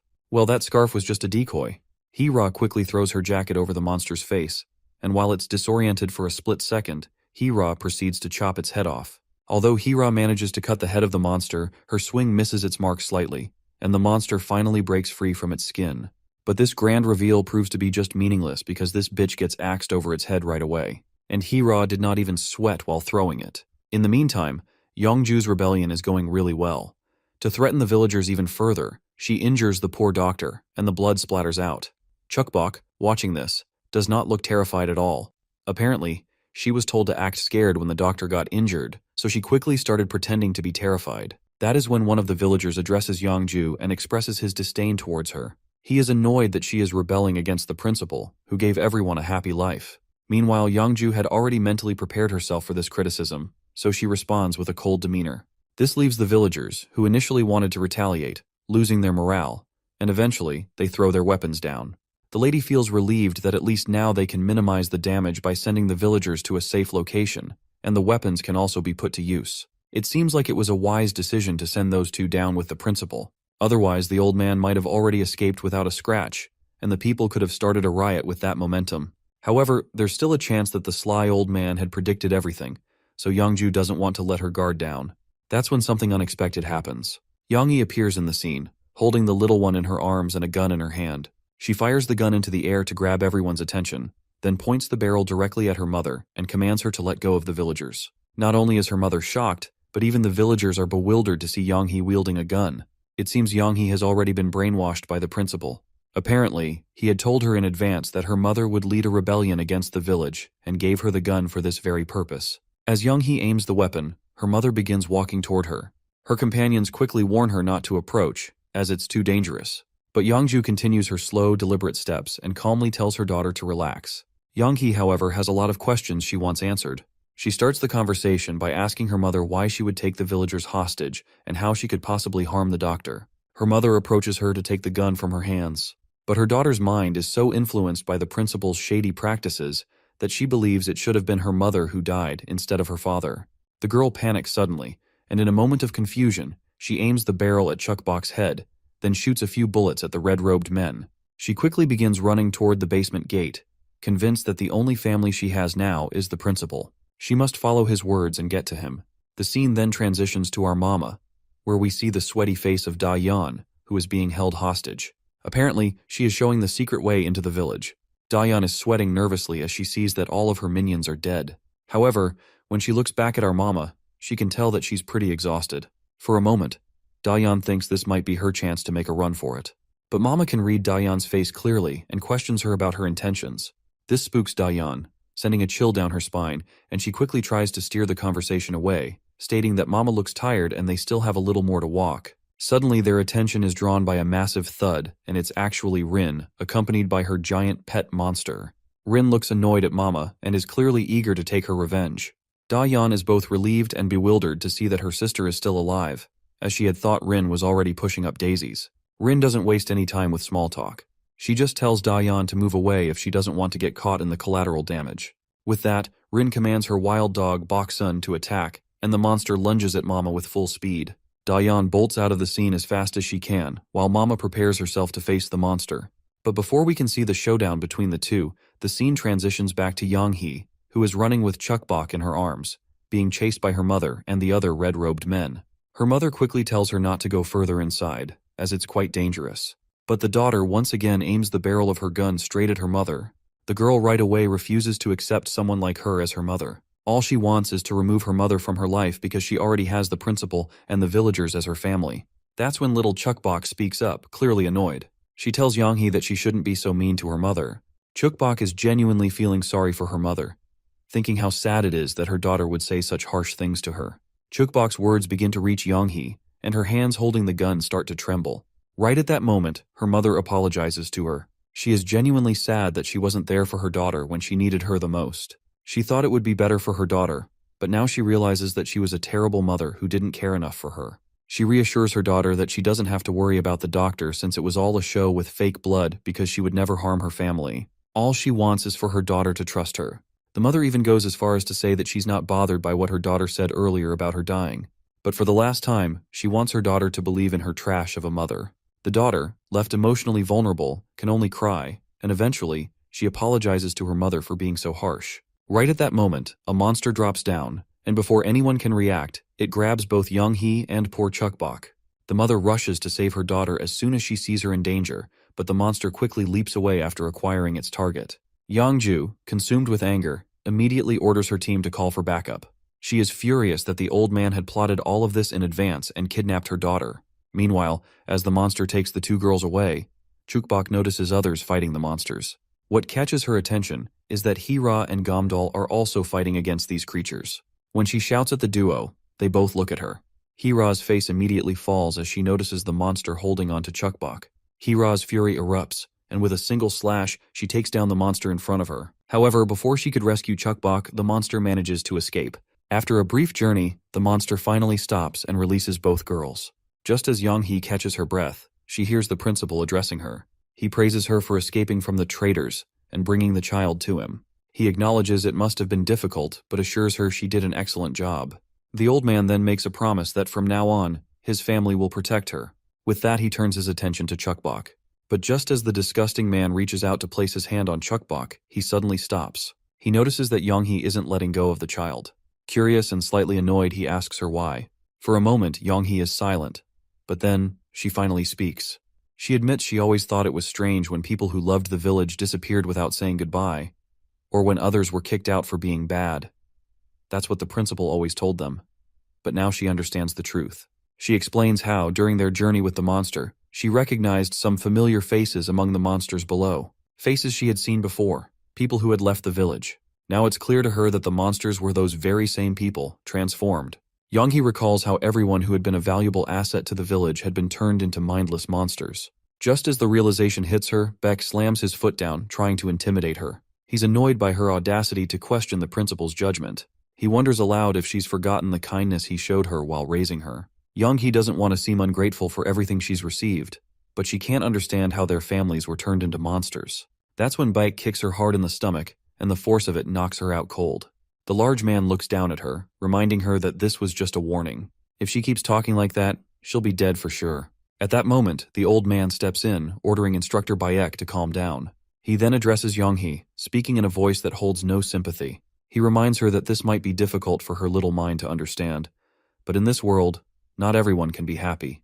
The world is divided between the strong and the weak, according to the law of the jungle. For survival, everything is fair game. While the weak simply wait for death, the strong take everything from them. The only way for the weak to survive is to be protected by the strong, just like him and his monsters. The old man is confident that once she's older, Young-hee will eventually understand. That's when Chukbok speaks up, and without a shred of hesitation in her voice, she calls him a bad old man. She quickly pulls the bandage off her little infected finger, and after raising it high into the air as if to make a point, she declares that people who make others cry are bad, and if they don't stop being mean to her, she's going to complain to her parents about everyone here. Her dramatic little speech grabs everyone's attention, and they all burst out laughing, amused by the sight of such a cute little girl talking so big. Not only is our little one annoyed by their laughter, but Chukbok is also furious that they're not taking her seriously. So, she gathers enough air in her lungs, enough to make her belly bulge. She lets out a screeching roar, calling out for her mommy and daddy. The old man snickers at her cute last-ditch effort. They all find her charming and admirable, having the confidence to seek hope even in the most desperate of situations. She looks so innocent that the old man wants to relish every moment of smashing her into pieces with his own hands. As the monster of an old man approaches, Chukbok finally panics. She instinctively begins to cry and starts calling out to her mommy with her volume cranked up to the max. This time her cry for help finally bore fruit. The old bastard quickly found himself struck in the mouth by a projectile, and the object that hit him was none other than Rin's head. Instinctively, Instructor Bayek reached for his gun, but before he could make use of it, an axe flew through the air, smashing his weapon in half. Chaos erupted around them as every monster in the vicinity went wild, wondering who had dared to throw such a thing at their principal's face. Their question was soon answered when they saw our mama standing there. On the other side, Hira stood, equally stunned and enraged. The two women were a force to be reckoned with. The one thing driving their fury was the fact that these monsters had dared to harm Chukbok, their daughter. Both mothers let out a deafening roar, a declaration that they would kill them all. Meanwhile, we find Dayan once again, huddled in a quiet corner, her body trembling with fear. She's in shock, unable to comprehend how our mama not only obliterated the pet that Rin had brought, but that Rin herself had also lost her life. Back in the thick of it, when the monsters notice the yellow eyes of our mama, it doesn't take them long to realize who they are dealing with. This is the female monster their father had been searching for, but they are confused about how she got inside as the monsters were supposed to be guarding the entrance. So if she's here, it means she's killed all of them. Meanwhile, Chukbok waves excitedly at her mama. Though mama is relieved to see her daughter safe and sound, she is still worried about Gomdal. At the same time, Hira observes the changes in the monster mama's appearance. Now, she seems to possess 3 tendrils, and there is also something emerging from her tentacles, something different from before. This sight only strengthens Hira's belief that this woman is a real threat to Chukbok. For some reason, the principal begins to feel uneasy upon realizing that the yellow-eyed woman before him is the very monster his father and the founder had been searching for. One of the monsters cautiously asks if the principal is all right, but it's clear that he is far from it, especially after being humiliated by having Rin's head thrown at him. The principal then straightens up and barks orders. He commands the monsters to capture the yellow-eyed woman at all costs and directs the rest to kill Hira. Meanwhile, Young-hee is paralyzed with fear, trembling uncontrollably. She frantically suggests that Chukbok should run away while they still have a chance. But Chukbok, fearless as ever, refuses. She's confident that her mommies are strong enough to handle anything, and she couldn't be more certain of that fact. Instructor Bayek and a group of monsters advance toward Hira, while others charge at our mama. Young-hee, overcome with terror, wishes she could flee as far away as possible. Chukbok, however, watches calmly, because her confidence in her mamas is unshakable. Well, Chukbok has all the right to feel confident. The monsters don't even realize what's happening when Mama's tentacles begin to swing. In an instant, needles pierces the monsters. Screams of agony erupt one by one when the effects of her poisonous needles take place. Mama moves effortlessly, her tentacles thrashing and stabbing with lethal accuracy. The monsters have no chance but disintegrate into flesh and blood. The principal stands frozen, unable to believe his eyes. She's literally making them explode with hardly any effort at all. Meanwhile, one of the monsters begins its barrage of bullets right over Hira, but our girl just zips around with this godly speed you wouldn't believe. They've got no clue what the hell is happening, and one of them soon gets his head smashed with an axe. Then Hira suddenly appears right in front of Instructor Bayek. First, she takes out the monster standing to Bek's right shoulder. Then she retaliates against Bayek himself, leaving him with a solid wound across his chest.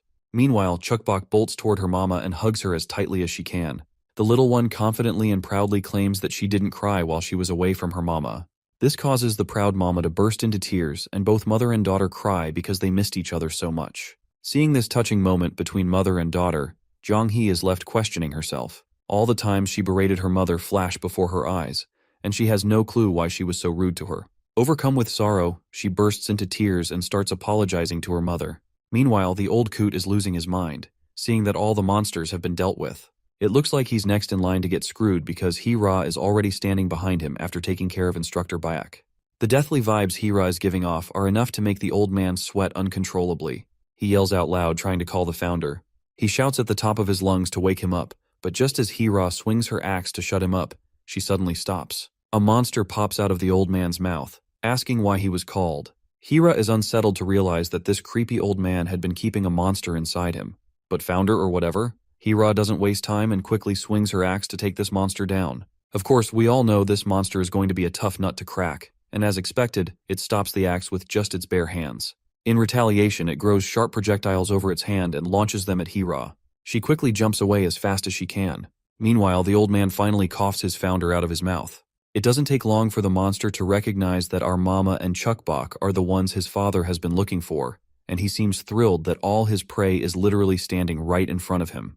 The old man starts apologizing for calling the founder out here all of a sudden, but this old coot doesn't get to finish. The founder silences him by cutting his ear off entirely. Not stopping there, the monster begins growing even bigger, sprouting sharp objects from its back. In the next moment, it launches those sharp objects all over the area. Hira grabs Young-hee and drops to the ground to shield her, while Monster Mama makes sure to protect Chukbok. As soon as those projectiles hit the surroundings, they begin shattering everything around them. It turns out this bastard was aiming for the lights on the ceiling all along. Soon, the entire place plunges into darkness, except for the spot where Mama and Chukbok are. While Chukbok is still disoriented from the attack, Mama notices something and instinctively lashes out with her tentacles to retaliate. But she quickly realizes it's just Hira and another human girl. Thankfully, Hira manages to grab the tentacle before it could pierce Young-hee. Suddenly, ominous voices echo from their surroundings. Both mamas immediately go on high alert, facing in opposite directions to keep an eye on things. Mama isn't sure she can fight while protecting Chukbok at the same time. That's when Hira suggests they head straight for the exit to get the kids to safety. Once she hands the kids over to Gamdal, she can return to deal with the monster. But before they can act, Mama gets pierced by a sneaky attack. While holding on to the enemy's tentacles to keep it from advancing, she orders Hira to take the kids and run. The monster starts retaliating fiercely. Hira makes the wise decision to sprint out of the place, with Young-hee carrying Chukbok in her arms. They leave poor Mama behind to face off against the massive monster, who is clearly nothing but trouble. Chukbok starts losing her mind seeing her mother in trouble. But that's when Hira notices something even more troubling. Instructor Bayek isn't on the ground anymore. This can only mean one thing. The bastard is alive. And worse, he's right behind her. Before poor Hira can react, he quickly delivers a flurry of cuts, leaving her barely any time to react. Both girls start to panic, and Young-hee starts running away after getting overwhelmed by fear. Chukbok, on the other hand, yells at her to just drop her down, because she ain't no coward. That bastard Bayek doesn't waste time. Using some slick moves, he quickly pins Hira to the ground. Mocking her, he asks if she knows about the strong martial arts of the Philippines. He boasts about learning them during his time as a police officer there and admits he was impressed by her earlier fast and unique moves. But now that the tables have turned, he is curious about what she's going to do to save herself. Meanwhile, as Young-hee sprints away with Chukbok in her arms, that creepy old man steps in her path, blocking her escape. But just before he can do anything, Young-hee's mother, Young-ju, comes out of nowhere and knocks the old sucker down with a single bonk over the head. While the mother berates that old bastard for daring to advance on her girl, Young-hee starts crying, overwhelmed to see her mom coming to her rescue. The mother then tosses the stick aside and hugs her girl as tightly as she can. Young-hee doesn't waste a second, apologizing profusely and promising to never use harsh words again. Meanwhile, poor Chukbok is caught in the middle of this passionate mother-daughter hug, getting squished from both sides. Just then, Gamdal and a group of red-robed guys arrive on the scene.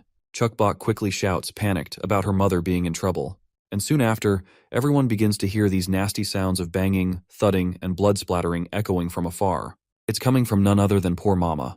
She's been pierced all over by that bastard of a monster, with holes in every part of her body. Chukbok's jaw drops in horror, and even the red-robed guys are standing in awe at the sight of Monster Mama.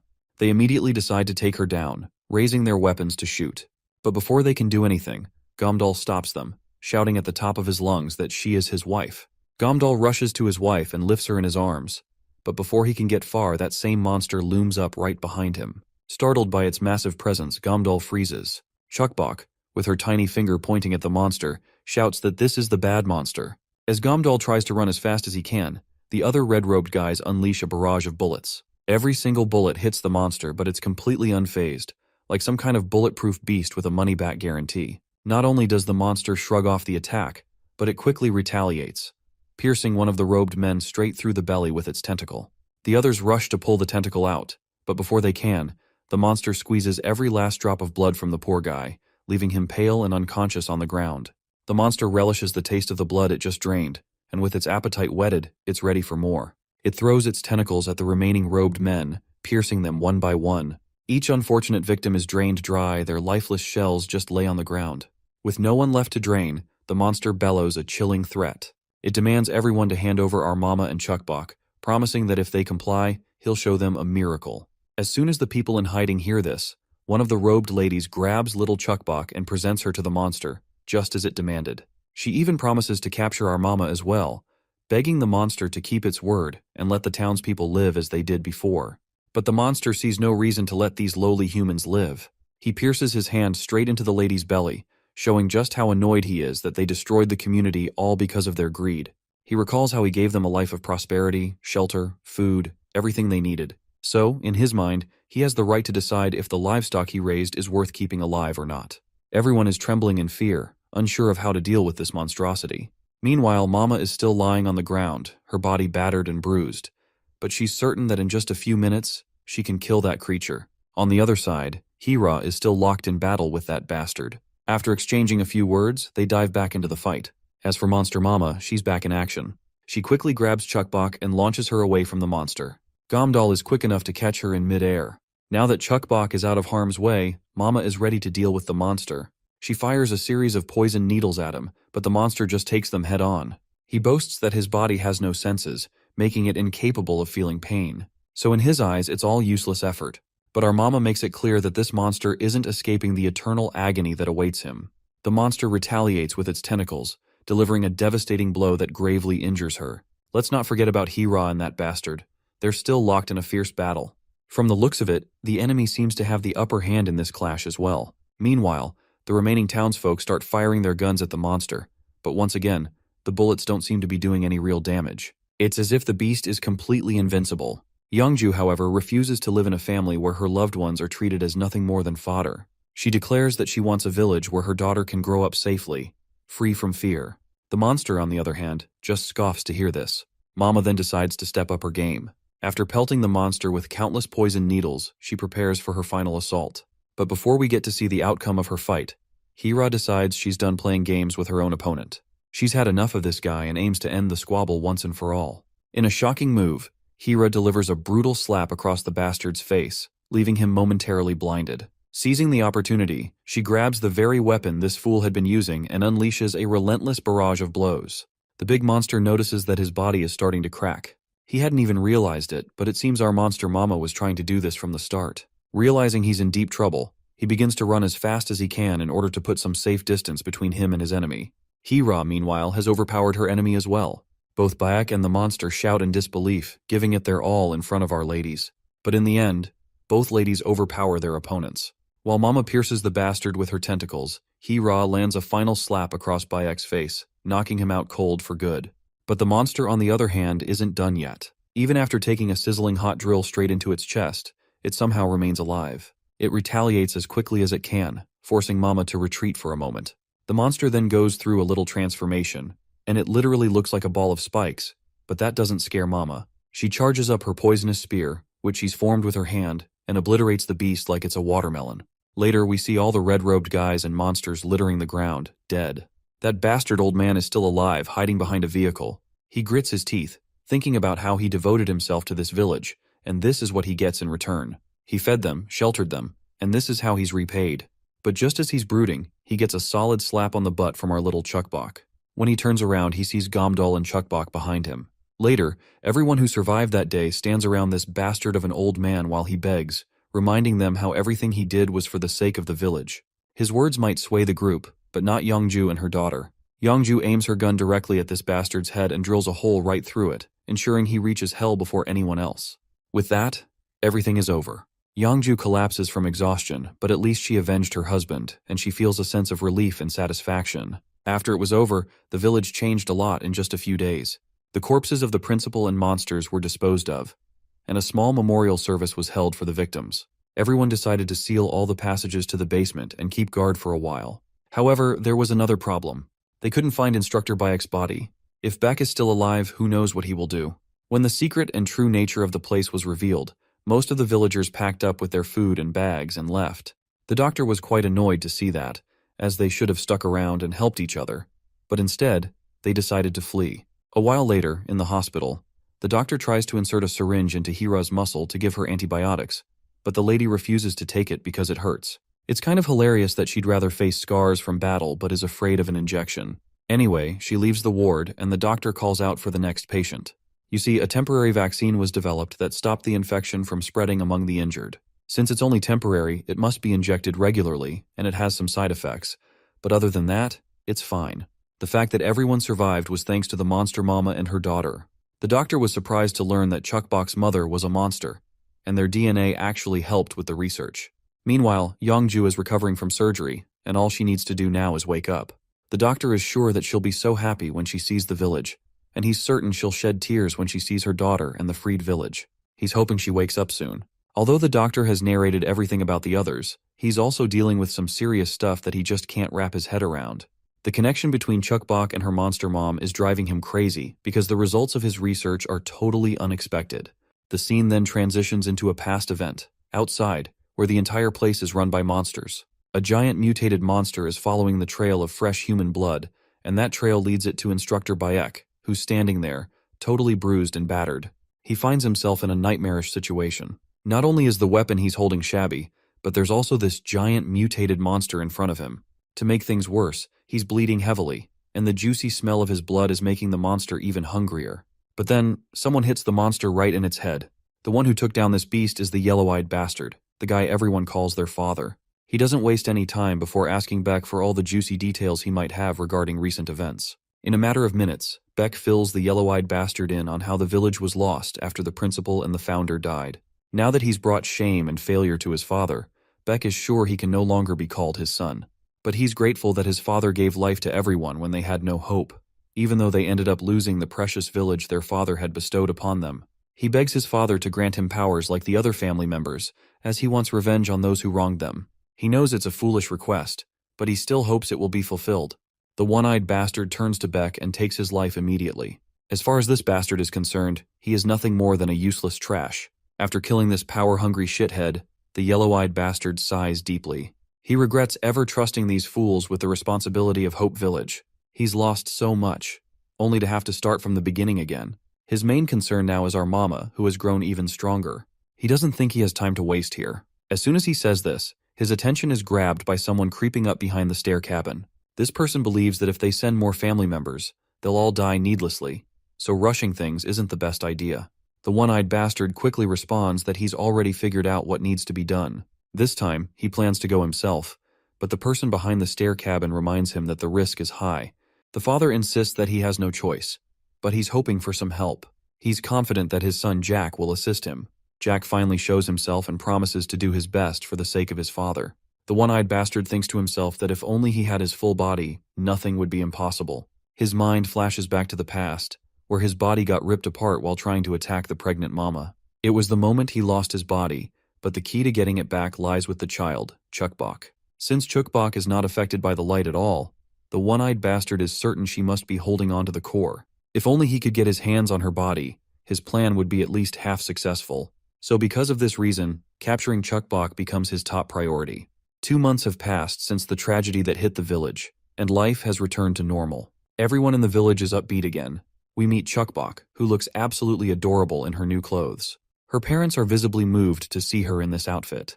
The girl gives her mother a little smooch on her cheek, while the father forcefully steals one for himself. Afterward, Chukbok heads out for school. Later, we see her struggling with her studies, but she eventually gets an answer correct, which earns her a pat from her teacher. However, things aren't going as smoothly for Young-hee, who ends up getting scolded by the teacher, who is also her mother. As they bicker back and forth, little Chukbok quietly solves all the questions on her own. Seeing how diligently Chukbok had been working, the teacher decides to call it a day. Both girls decide to step outside for some fresh air. Yongju, on the other hand, insists on staying behind. With that, the two girls leave on their own and enjoy some fun playing together outside. As they play around, Chukbok stumbles across some of the villagers, who grow annoyed at her presence. They recognize her as the daughter of a monster and immediately tell her to go away. They all know about her strange finger that is hidden under this bandage, and they give her condescending, contemptuous looks, as if she is the most disgusting thing to ever exist. The poor girl gets terrified and bolts out of the place while these two witches keep mocking her. Right at that moment, Hira shows up on the scene, and suddenly, the loudmouths who were trash-talking earlier are terrified. They quickly try to greet Hira as if nothing happened, but Hira isn't letting them off that easily. She snaps at them, telling them to get on the ground. Honestly, I hope these two finally get humbled for good. Meanwhile, dawn is almost breaking, and somewhere in the village, we see poor Chukbok sitting quietly, looking somber. Her father approaches her, asking what's bothering her. Chukbok replies that she just wants to go home. Her father reminds her that going back isn't safe right now. The bad monsters know where their home is, and returning would be dangerous. Chukbok acknowledges this, but she adds that while the monsters are scary, the people hurting her mom are even worse. Some people here are nice, but others can be just as cruel. She tells her father that she believes her mom is a good person, a warm and kind mother who loves her family. But when people say mean things about her mom, it really hurts her feelings. Her father nods and gently reassures her, saying that there's always a way to make things better. He explains that people are scared of what they don't understand. If they can show everyone who her mom truly is, then the villagers will stop fearing her and might even love her. Later that night, while Mama is getting ready to head out for supplies and food for the villagers, the reactions around her are mixed. Some people appreciate her noble efforts, but others are still pissed, stubbornly believing she's just a monster. Thankfully, not everyone among her critics is awful. A few kind souls step up to support her fully, showing their faith in her. Even so, our poor Mama can't help but feel a bit anxious hearing all the nasty things people are saying about her. But just as her worries start to creep in, she hears the voice of her daughter, who loudly declares to everyone that her Mama is the nicest person ever, and always so kind to her. Gamdol does not hold back when it comes to expressing his love for Mama as well. All this unexpected flattery makes Mama blush like crazy, overwhelmed by suddenly being the center of attention. It seems like Chukbok's charm is starting to work its magic because the mood in the crowd has begun to turn positive. People begin to feel happier and more positive all of a sudden.